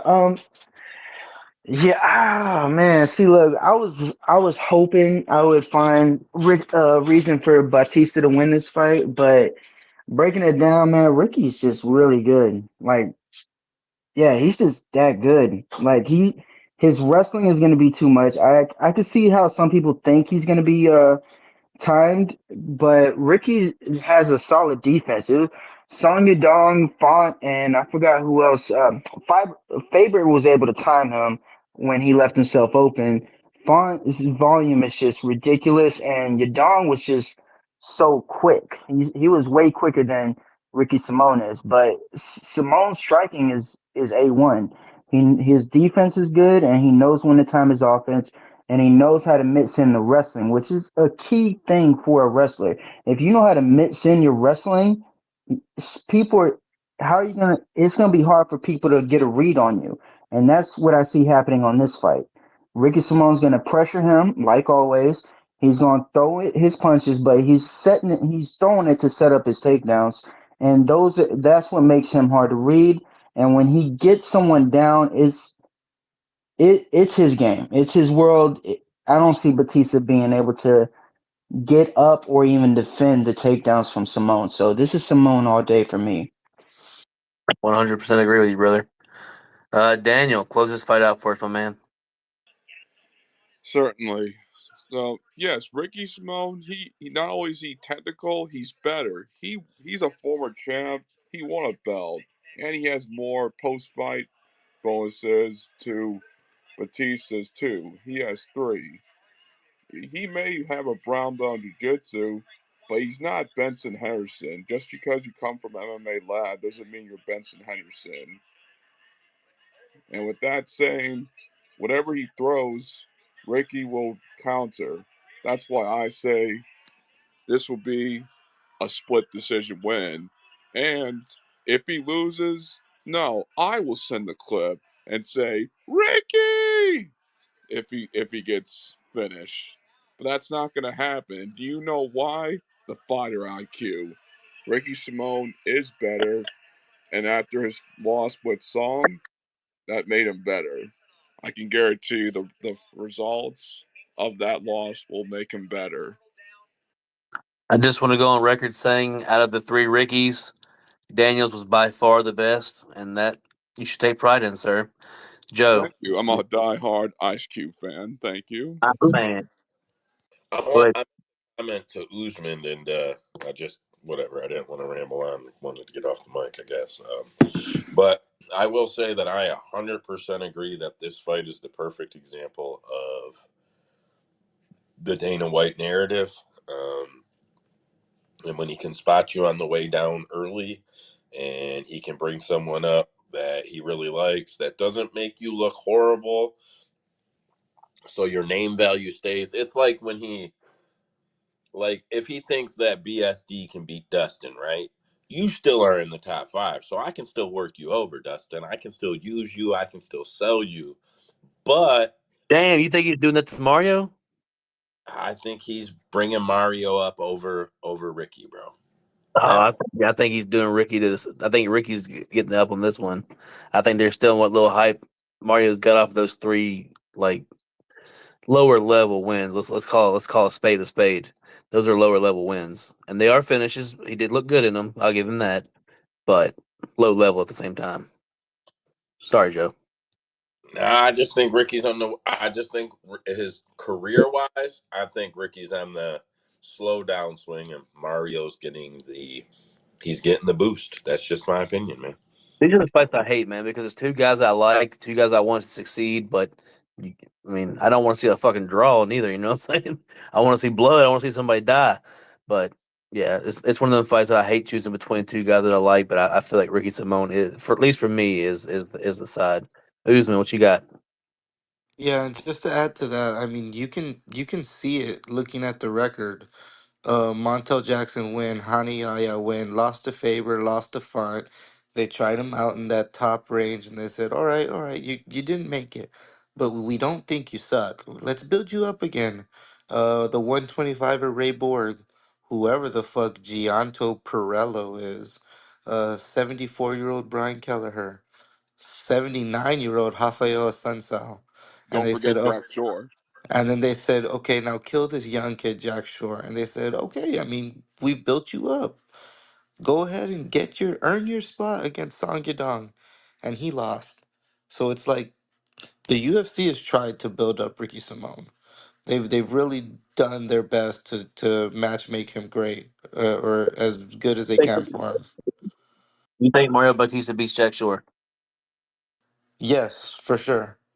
Yes. Okay, fair enough. And then the argument is not mute. I was just want to make sure because Damn, really? no. I don't know, man. I think Jack Shore could take him down and control him. Honestly, I think Jack Shore's Ricky's high level wrestling was on show in that fight because he was able to out wrestle him and counter him and basically just win the scrambles. I don't know that Mario Batista can win the scrambles against Jack Shore, much less Ricky Simone. But tomorrow we will find out, boys. That is the beauty of this shit. I will say my last just a sentence, Trace. If and maybe we'll do this on Tuesday. If I wrote my list of top 10 fighters the UFC wants to see win in 2024, Mario Batista makes that list every time I write it. As far as no, and I won't even say as far as anything. I believe that the young guys are the guys they want to see win, and there's certain guys coming up that they want to see get it. And I know Mario's not fucking like a spring chicken, but I just think he's a guy they want to see win. That's a banger of a topic. Tuesday night, boys. Tuesday night. Go ahead and join us because that's what we'll be talking about. Honestly, yeah, I don't know if you're actively listening or if you're just listening in passing, but if you are, I know you're always finding those crazy ass props with super good value on them. If you can get on the mic request with me, I'd love to hear about it if you found any this week. If not, it's cool, man. Appreciate you tuning in. We'll move on to the next fight. Then we have the man, the myth, the legend, the man setting the record for the most fights in the UFC history in the UFC. You have Jim A10 Miller versus Gabriel Mowgli Benitez.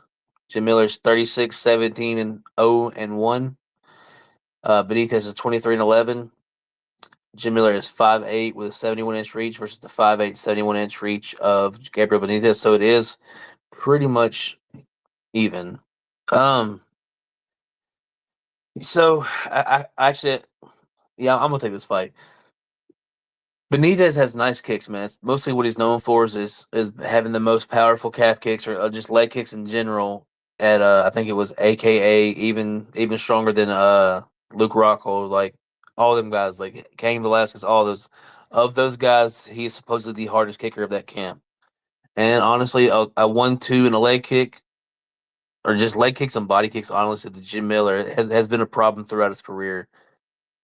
But I just think he's going to get caught, man. I initially this is another one of the fights that initially I was on Benitez, but I do think obviously the line is also flipped, so I didn't get good value on the bet when I did this after I did do tape because it already flipped on me. But Jim Miller, the boxing is nice. He's got the boxing has come along later in his career, but he's got nice crisp boxing. He could definitely set up a punch and knock him out. I seen honestly, I was surprised by how cooked the props were on this fight, but for him to be like plus 100, being as Jim Miller is 40 years old, but I guess it's recency bias with this recent run of finishes in his last five fights. I think he's 4-1. Um, yeah, but I think more often than not he may rock him with the hands, but I think it's going to be a drop and tap. I think he's going to hit him, set him up with the hands, drop him, and then take the back and choke him. I mean, he's mostly been a submission guy throughout his career. The KOs have more been of a thing here recently. It's not who he is historically. So yeah, I do think. I mean, at no point was Mowgli ever the caliber of fighter that Jim Miller was in his prime. Jim Miller at one point was one of the top guys in the division, and youth and just the changing of the times has caught up to him. But the age gap is not that big. There's just a few years. There's like 5 years difference. So I mean, Mowgli's not some young guy either. So it's not like he's gonna have a huge speed or even age advantage. So yeah, like I said, going into this last week, my whole take was normally I would be on Jim Miller for the caliber of fighter that he is, but because of his age, I'm gonna stay off of it. I didn't realize how old Mowgli was, and like I said, just caliber for caliber, Jim Miller's way better. I'm on Jim Miller here. He's actually my biggest bet of the night. I got him for 3 units at minus 140, and I feel pretty confident about it, man. Like I said, my biggest bet of the night. Joe, what do you got on this fight? Bro, so I fucking put him in my slip at 120 and walked away and came back some hours later. Like, I don't know, one of the kids needed me or something. I'm just like, yeah, whatever, I'll come back to this. And fucking got him at minus 145. Like, it flipped and then moved quick as shit. Like, one day, it was like, did it in the morning and came back in the evening, but I was pissed about it. I took Jim for a unit, and I actually took Jim to win by decision for at plus 400 for half a unit. I get it. I get all the Benitez first round finishes. I know who Jim Miller is. I know about all his submissions. I get it, but some fights are just built to go the distance. I think this one goes the distance. I think Jim Miller plays it a little safer than normal because he wants to be on the 300 card. And I think this is one of those fights where if he fights smart, he clearly can beat him in a 3 round fight, no problem. Um, Jim Miller, Jim Miller can check a kick, or at least get his leg out of the way. There's not a huge speed discrepancy. Um, yeah, I just think this is kind of like a layup for Jim Miller to do whatever he wants. But if Jim Miller engages, this will be fight of the night. If Jim Miller throws the "I want to go fight at UFC 300" shit out the window, this is your fight of the night right here. These guys will beat the hell out of each other, in my opinion. But I just don't see it that way. I think Jim Miller's going to go in there, fight a very smart fight. I think he's way better at all levels of fighting. So he'll just be able to edge out a decision and get on that 300 card just like he wants. So I took I'll Miller and I took decision. pay back my take a little bit. I do think rather than striking, because I'm getting caught up in the recency bias now. I think rather than him going in there and try to strike with him, I think he just uses his fighter IQ and goes in there and shoots the takedown, where he should have a huge advantage in the wrestling. So I take it back my thing earlier. I don't think he strikes and sets up the knockout with the fist, but I do think he could take the neck through wrestling. Usman, what you got?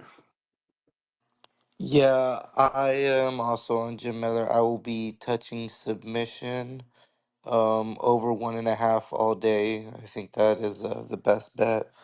Um, when it comes to Miller and Arlovsky, to backtrack a little bit, if y'all really do think Waldo sucks as much as he does, I think Andre Arlovsky could fucking make it to 300 too, and I think these are the type of fighters that we want to see on the prelims. Just old historical dudes who've been doing it forever. Um, I think if Mowgli is smart, he doesn't need the leg kicks. I think he actually goes and engages the wrestling and the fence pushing against Jim Miller to try and slow Jim down a little bit. When we talked about this on Sunday, I said those leg kicks are perfect to get timed with an overhand and club and sub. But the main reason why I'm on submission is I would assume that they want to be smart about this, the camp of Mowgli. They want to drain him. They want to stall him. They don't want to get into a firefight with Jim after he's had this resurgence of power and knockouts. And coming from AKA, they do have a good wrestling pedigree from there. And Mowgli ain't shit at wrestling. He's okay. I'm not gonna say he's better or he's the best or anything, but he's all right. At least enough to fill it into a game plan. And I think he tries to wrestle. I think he tries to put him up against the fence, and then he tries to go for a takedown and gets guillotined. But best bet over 1.5. Jim Miller, and submission for some sexiness. I like it, man. I like it. Ozzy, let's hear it, brother. What'd you find for us? Hey fellas, how's it going? Yeah, just I've been moving house actually, so we just kind of moved into a new house. I haven't really had as much time as everyone else to kind of look through this card, but yeah, one of the books here in Australia was dumb enough to give Jim Miller's sub at 9-1, so I smashed that. I really think that's his path here. I mean, who's how many people have got more submission wins in the UFC than Jim Miller? I know he's won a few KOs lately, but I mean, if he's going to go in there at this age and think he's going to start knocking these guys out, he really needs to go back to his bread and butter. I expect him to do that here. He could pull for guillotine. He's got one of the best guillotines in the game. As long as he gets the fight to the ground, I don't really care if he's on his back. He's got good sweeps. He can submit someone from his back. He's as long as it's grappling and the scrambling. I really like his sub prop there. So I know he's probably only going to get 9-1, but I've seen some sixes and that's still floating around. So yeah, I really like that. I really like him early too. So if you really just want to tack one of those early props, but I'd be surprised if he goes in and gets another knockout here. So had to take his submission prop. Also, Tom Nolan, my boy. Um, I got him another book he gave him out for 2-1, even odds here in Australia. But you can only put $30 or something on it. But so I hit that, and I've also got him to win by decision. I think that decision prop, I got it at 16-1. I think that's crazy. I mean, he should probably come out here and knock this guy out. But at lightweight, fight to go the distance, first fight in the UFC, really, other than the Contender Series. Um, I wouldn't be surprised if there's a bit of nervous energy in this fight. Goes a bit longer than what people expect. I'm also probably going to pick the fight starts round two. I think you still get plus 140 on that. I think lightweight, any fight to start round two at plus 140 at lightweight, unless you're looking at real, murderous guys. I mean, Tom Nolan, yeah, he's a good guy. He's pretty crazy out there. He's got good striking, but 6 fights, 4 knockouts. I wouldn't be surprised if it sees a second. But that's really all I've got so far. Sounds like you got some solid bets in already, man. The plus 900 on that sub's insane. Yeah, I see most places have the submission round one at 9-1, so I'm happy to get those extra 10 minutes for him to get it done at the same price. That's that's good shit, brother. Thanks for sharing with us. Better. What you got for us, and we'll let Daniel close it out. Okay, yeah. So when I first saw that Gabriel was the favorite, I was understanding of it just from a stylistic matchup. But when I broke down the tape, yeah, I saw that Jim Miller was the pick, but it's still like it's not. I can't bet on a clear winner. I think the over is the best option because the kicks of Benitez is not a joke, and it's going to be real problematic for Jim early. And on top of that, Jim Miller is a pressured forward fighter. He likes to make it a fight because that's where he is at his best. That's why he got those knockouts, is because those fighters engaged in him in a real fight, and that's where he is able to capitalize on their defense. Because when you fight, your hands aren't really like a brawl. I mean, when you try to make it a brawl, there the defense is pretty much out the window, and that's where Jim Miller thrives. So Benitez is not really a brawler. He is a smart fighter and he knows how to fight going backwards too. So if Miller has to pressure through those leg kicks, Benitez has some hands for him too. So very early, I see this fight going Benitez's way. But the dog and Jim Miller, I believe, is what's going to prevail later on because Benitez's defense also fades as the fight goes on. And that's where Miller can capitalize on it. So I think Miller's going to be the winner, but I believe the over 1.5 is the bet to make. Solid bet, man. Like I said, it's one of them weight classes where the fights do tend to go longer, and that the older guys don't usually get the finishes. So, like you said, the resurgence of finishes have been nice, and I do hope Jim Miller does get the submission here because it would be dope for him, especially with it being the record-setting most fights in the UFC.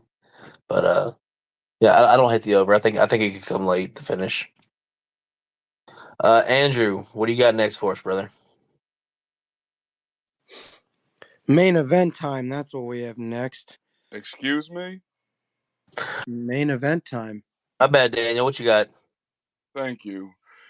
Um, yes, Jim, as you know, records are meant to be broken. Jim Miller's a great guy. I love the guy. However, I never go against family. So, Gabriel's been around since the beginning of Latin America, tough Latin America. And he's been fine with AKA Dale Cormier's gym since day one. So he will keep this standing. He knows he will not go to the ground. I compare this to when Holly Helm fought Ronda. Holly Helm kept it standing. Gabriel Benitez will also keep it standing and not go to the ground. That's why I say Benitez will KO Miller in round one. Thank you. Thank you for sharing, Daniel. Andrew, what you got next for us, brother? We've got the main event. It's going to be in the light heavyweight division. We have a rematch. Magomed Ankalaev versus Johnny Walker. I'm sure everyone's just thrilled to see this fight again. Magomed Ankalaev is 18-1-1 with a no contest. Johnny Walker 21-7 with a no contest. Johnny Walker's a lot taller, 6'6" to 6'3", 7-inch reach advantage, 82-75. Both fight orthodox, both the same age. Both land around the same strikes per minute, both absorb around the same strikes per minute.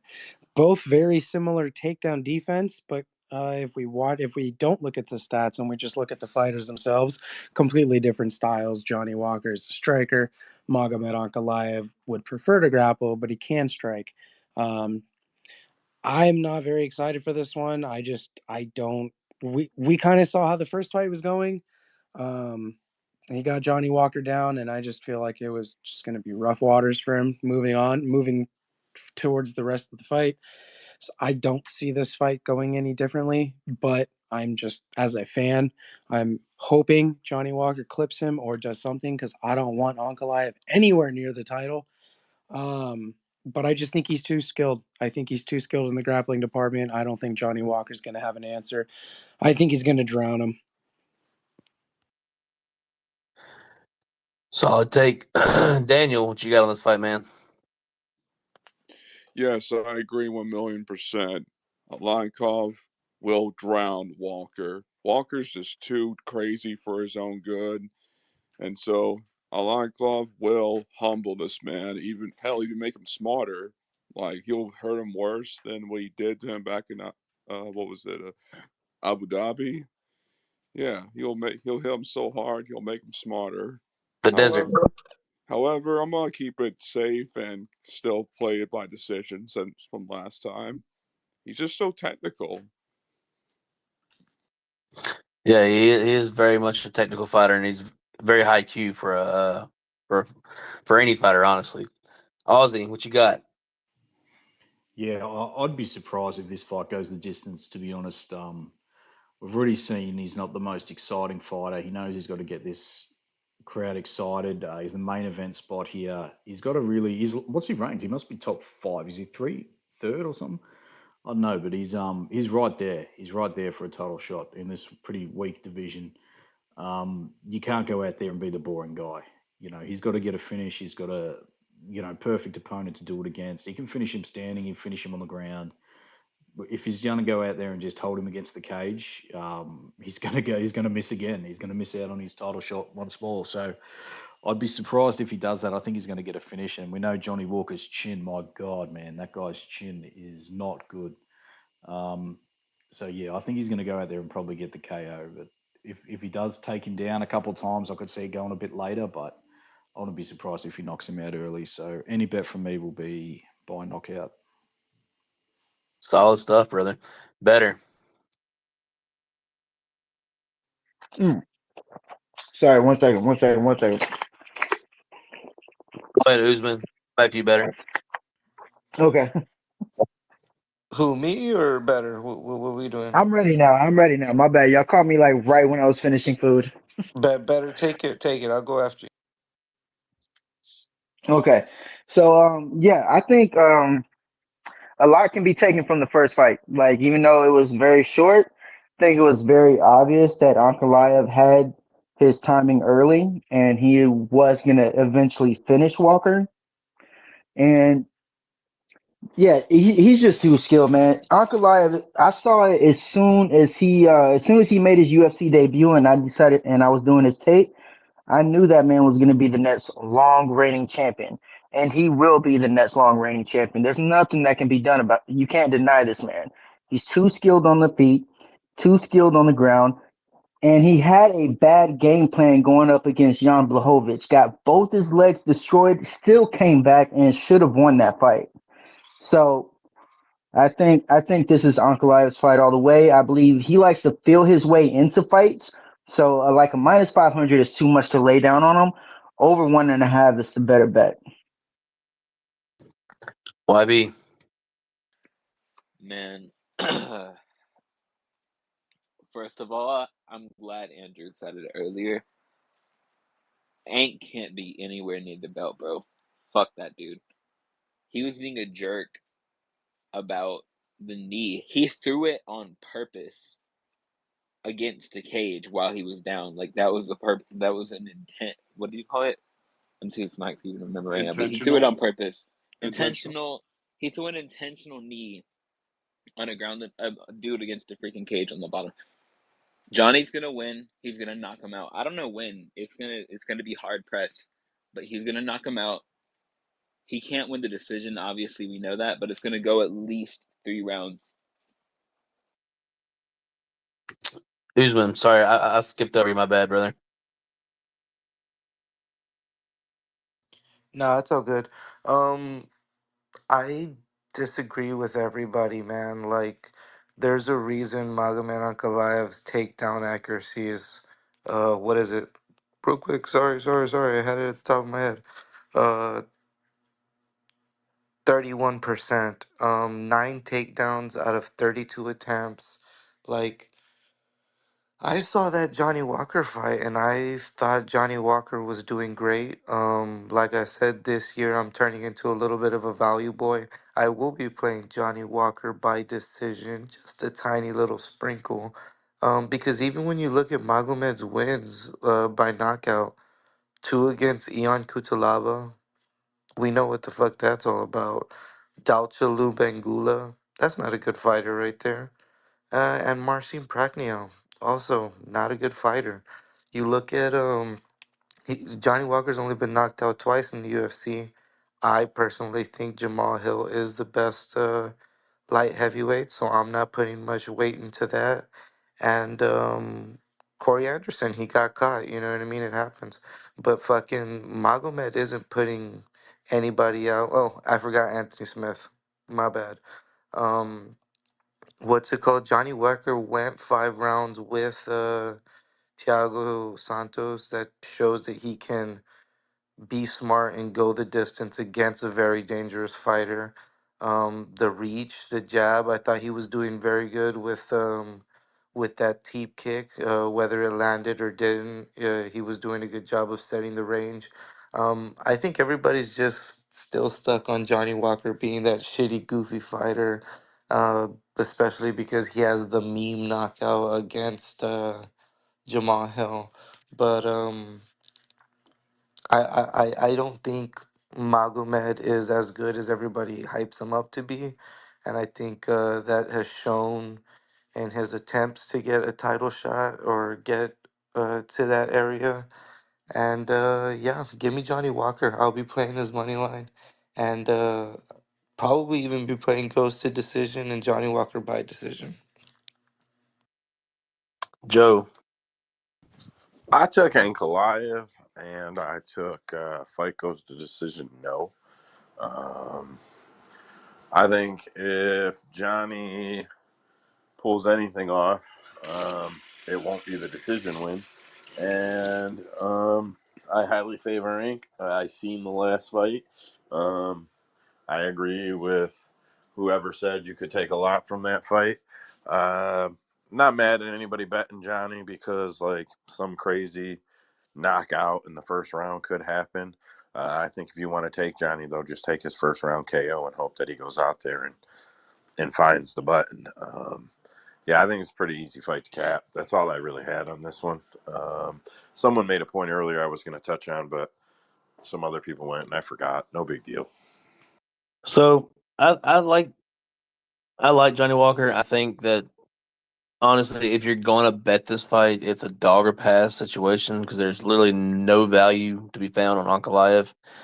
Uh, but crazy lines on Johnny Walker, especially plus just the money line itself is a decent money if you want to take a sprinkle on a dog that where there is a live possibility because we do know the KO is there or it is the path for him.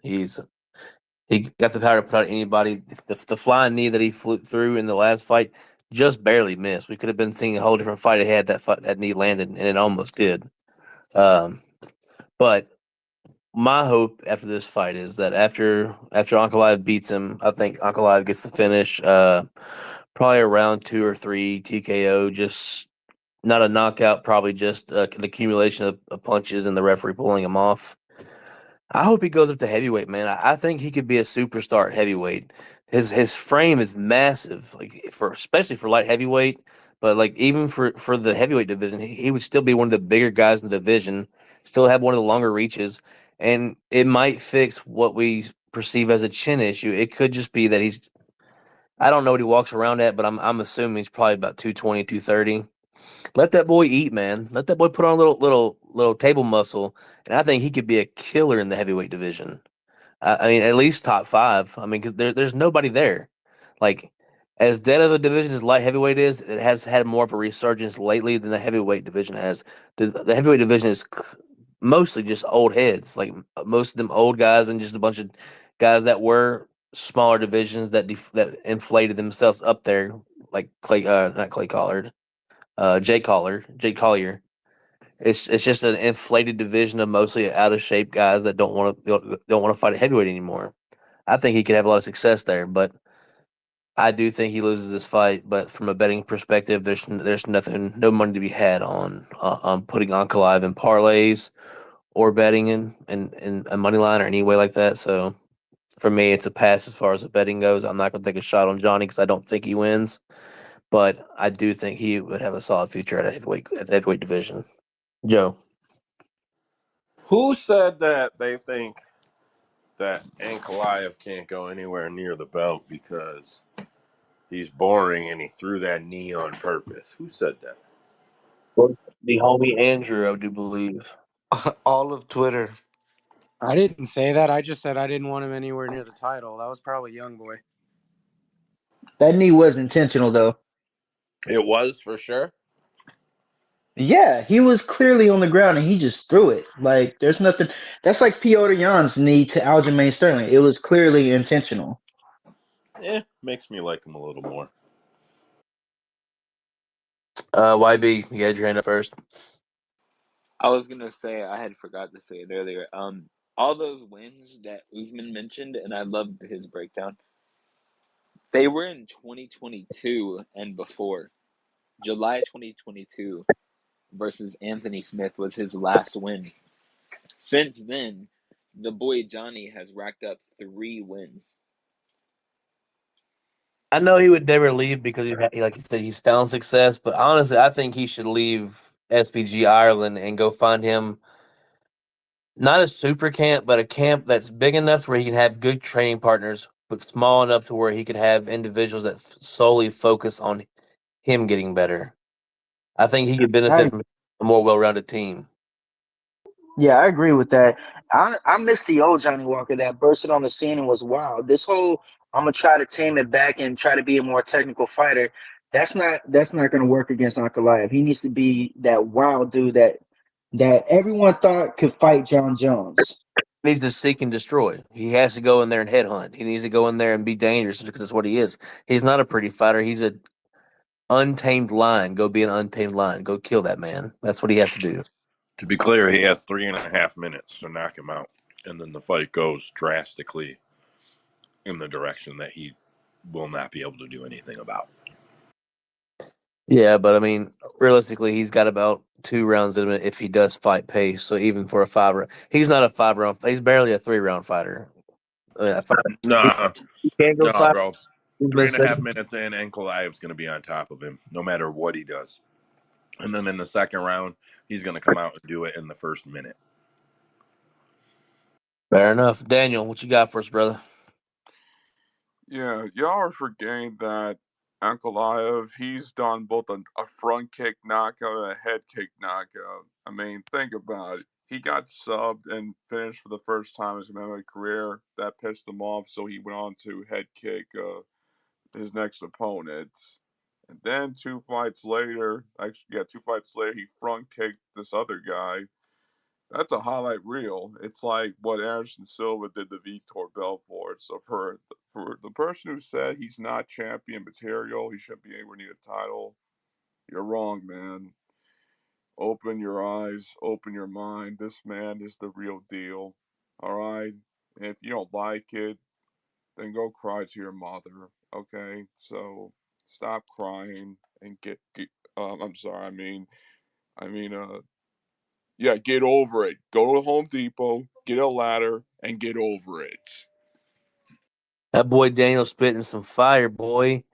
Joe, you got anything else for us, man? We'll close this card out. Do you have any side conversations for us? You guys really think Israel Adesanya is injured? No. No. Is I that a don't rumor that's I going don't on? care. Oh, Izzy said Oh it yeah, on he social did media. just say that. Izzy said it on social. He said that he can start training again in February. After he said from recovery, but nobody knows what from. He has to Usman. cycle off. That's what I said. His titty looks right again. Usman. I remember that. No, I don't have anything on this. I was just gonna bring something else up. Y'all keep I going. still think he headlines 300. I don't know, unless there was no 300 announcements today, right? That I missed. I'm not sure, honestly. No, I haven't seen any. Yeah, What you got for us? No, yeah, I was gonna plug our Sunday space. Rhino and I, we go over lines that we miss. We always review the card. We're trying to make it more of a full-on review show with some betting analysis. With that being said, Rhino won't be able to make it this Sunday, so it'll just be me. Feel free to come in, join. If not, I'll just be talking to myself, homies. I got I 19 or 18 bets to review, bro. I'll be there. I've got the split strat. I'll be working on that as soon as I'm done here. Sorry, I was a little busy throughout the week. Haven't really been on my shit. But we'll be reviewing the split strat. I'll be going over how the year went, how the end of the year results went on that for 2023. And what I'm trying to do is we're gonna be my top four plays that we'll be discussing on Sunday. These are the plays that I think are locked up winners, and we'll see how I picked coming Sunday. Rhino is gonna have some as well next Sunday. Joshua Van, Fareed Basharat, Jim Miller, and over 1.5 on Miller and Orlovsky. The Arlovsky fight. Those are my locked up plays. Hey, let's fucking make some money. Hopefully those are fire. So Sunday, it's 9 p.m. over here, 9 p.m. Central Time, whatever time that is for y'all. I don't know time zones, but come by. Yeah, come out, show the man some love. Joe, what else you got for us? Nothing. Woo, bro! I just ate some hot sauce that somebody made. Come Woo. on. Oh, bro, my eyes are watering. It's wonderful, bro. Oh, Son, that water you drink over there. oh, fuck! Water is not gonna help with this. He needs some milk. Bottom of the bottle too. I'm like, yeah, give it to me. Fucking damn. He needs some milk. CapMMA.com. It's our website. It's free. If you go there, our front page is our odds board. It's live odds from usually 30 plus books, but we're connected to 50. So if they're reporting, we're reporting. We have a parlay calculator that lets you compare parlays across all those books at one time. You just turn parlays on, click compare, and start selecting fights. We have round props, over unders. If you go there and you look under December 31st, uh, those are the year end fights, and they're all messed up right now. That's not on us. The books are like three of the books are reporting funny, and I don't want to remove them from the rest. So I'm just holding out and hoping that they'll straighten it out so that everything straightens out there. We got UFC odds, PFL odds, Bellator odds, one odds. We get K1 sometimes.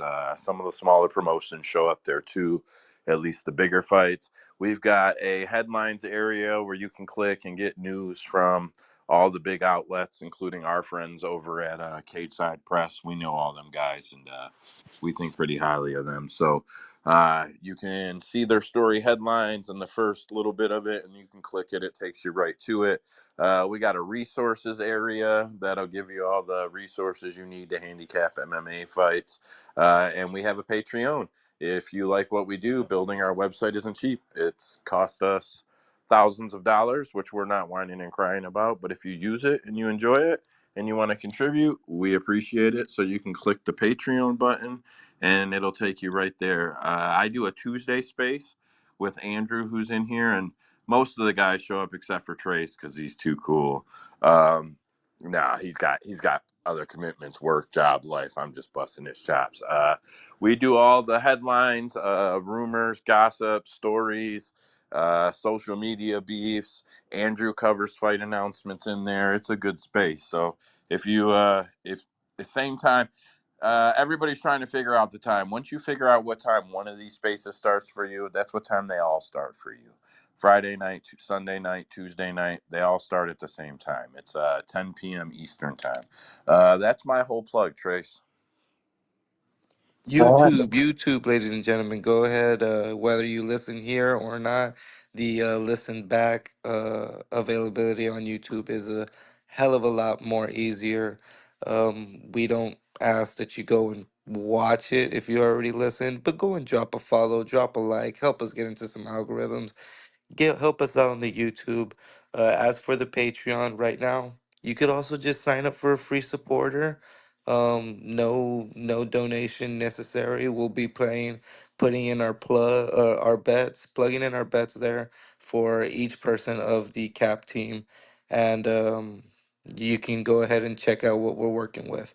So yeah, YouTube, Patreon, all that good shit. Ozzy, what you got for us before I close this out? Yeah, sorry, mate. I just missed. Were you guys having a space tomorrow for the live fights or what? I think it was talked about. I don't know if there was actually a decision made on that. I'm not sure. It may go up. I'm working on it. If I can find someone to, I can co-host. I can be co-host I can capacity. host it if it comes to it. So Okay, no yeah. one. Okay, so it looks like it's gonna be me, Joe, and Dead Picks. My wife works all day. I got rid of my damn kids. I'm gonna be sitting here, butt ass naked, watching the fights, so y'all can talk with me. Yeah, You and should let's always not do worry that. about streaming Not the that Nick. the watch along. There's no need for that. So just like I know you killing on everything. Like I don't even want you to feel the stress about that. But I can do that. Maybe hit a couple of I don't know if they're live bets, the bets right before the fights. I guess that's live bets. Maybe hit a few of those and bitch and gripe about the bets we do and don't hit. Um, yeah, I can be there. I can be in and out of there anyway consistently. The Usman Hot Tub sessions are coming soon, boys. Just Cam's ready. Ozzy, what else you got ready? No, that's it. Just keep up the good work, fellas. Listen to your stuff all the time. Even if I don't catch it live and you record them, I normally listen to them a bit later on. So yeah, just keep up the good work. Keep doing what you're doing, fellas, and I'll probably catch you tomorrow. I Appreciate appreciate. that, Ozzy. Wait. I gotta ask Ozzy, what time zone are you in? I'm in the one true time zone of Melbourne, Victoria, mate. What are the So it's what? We know what time it is.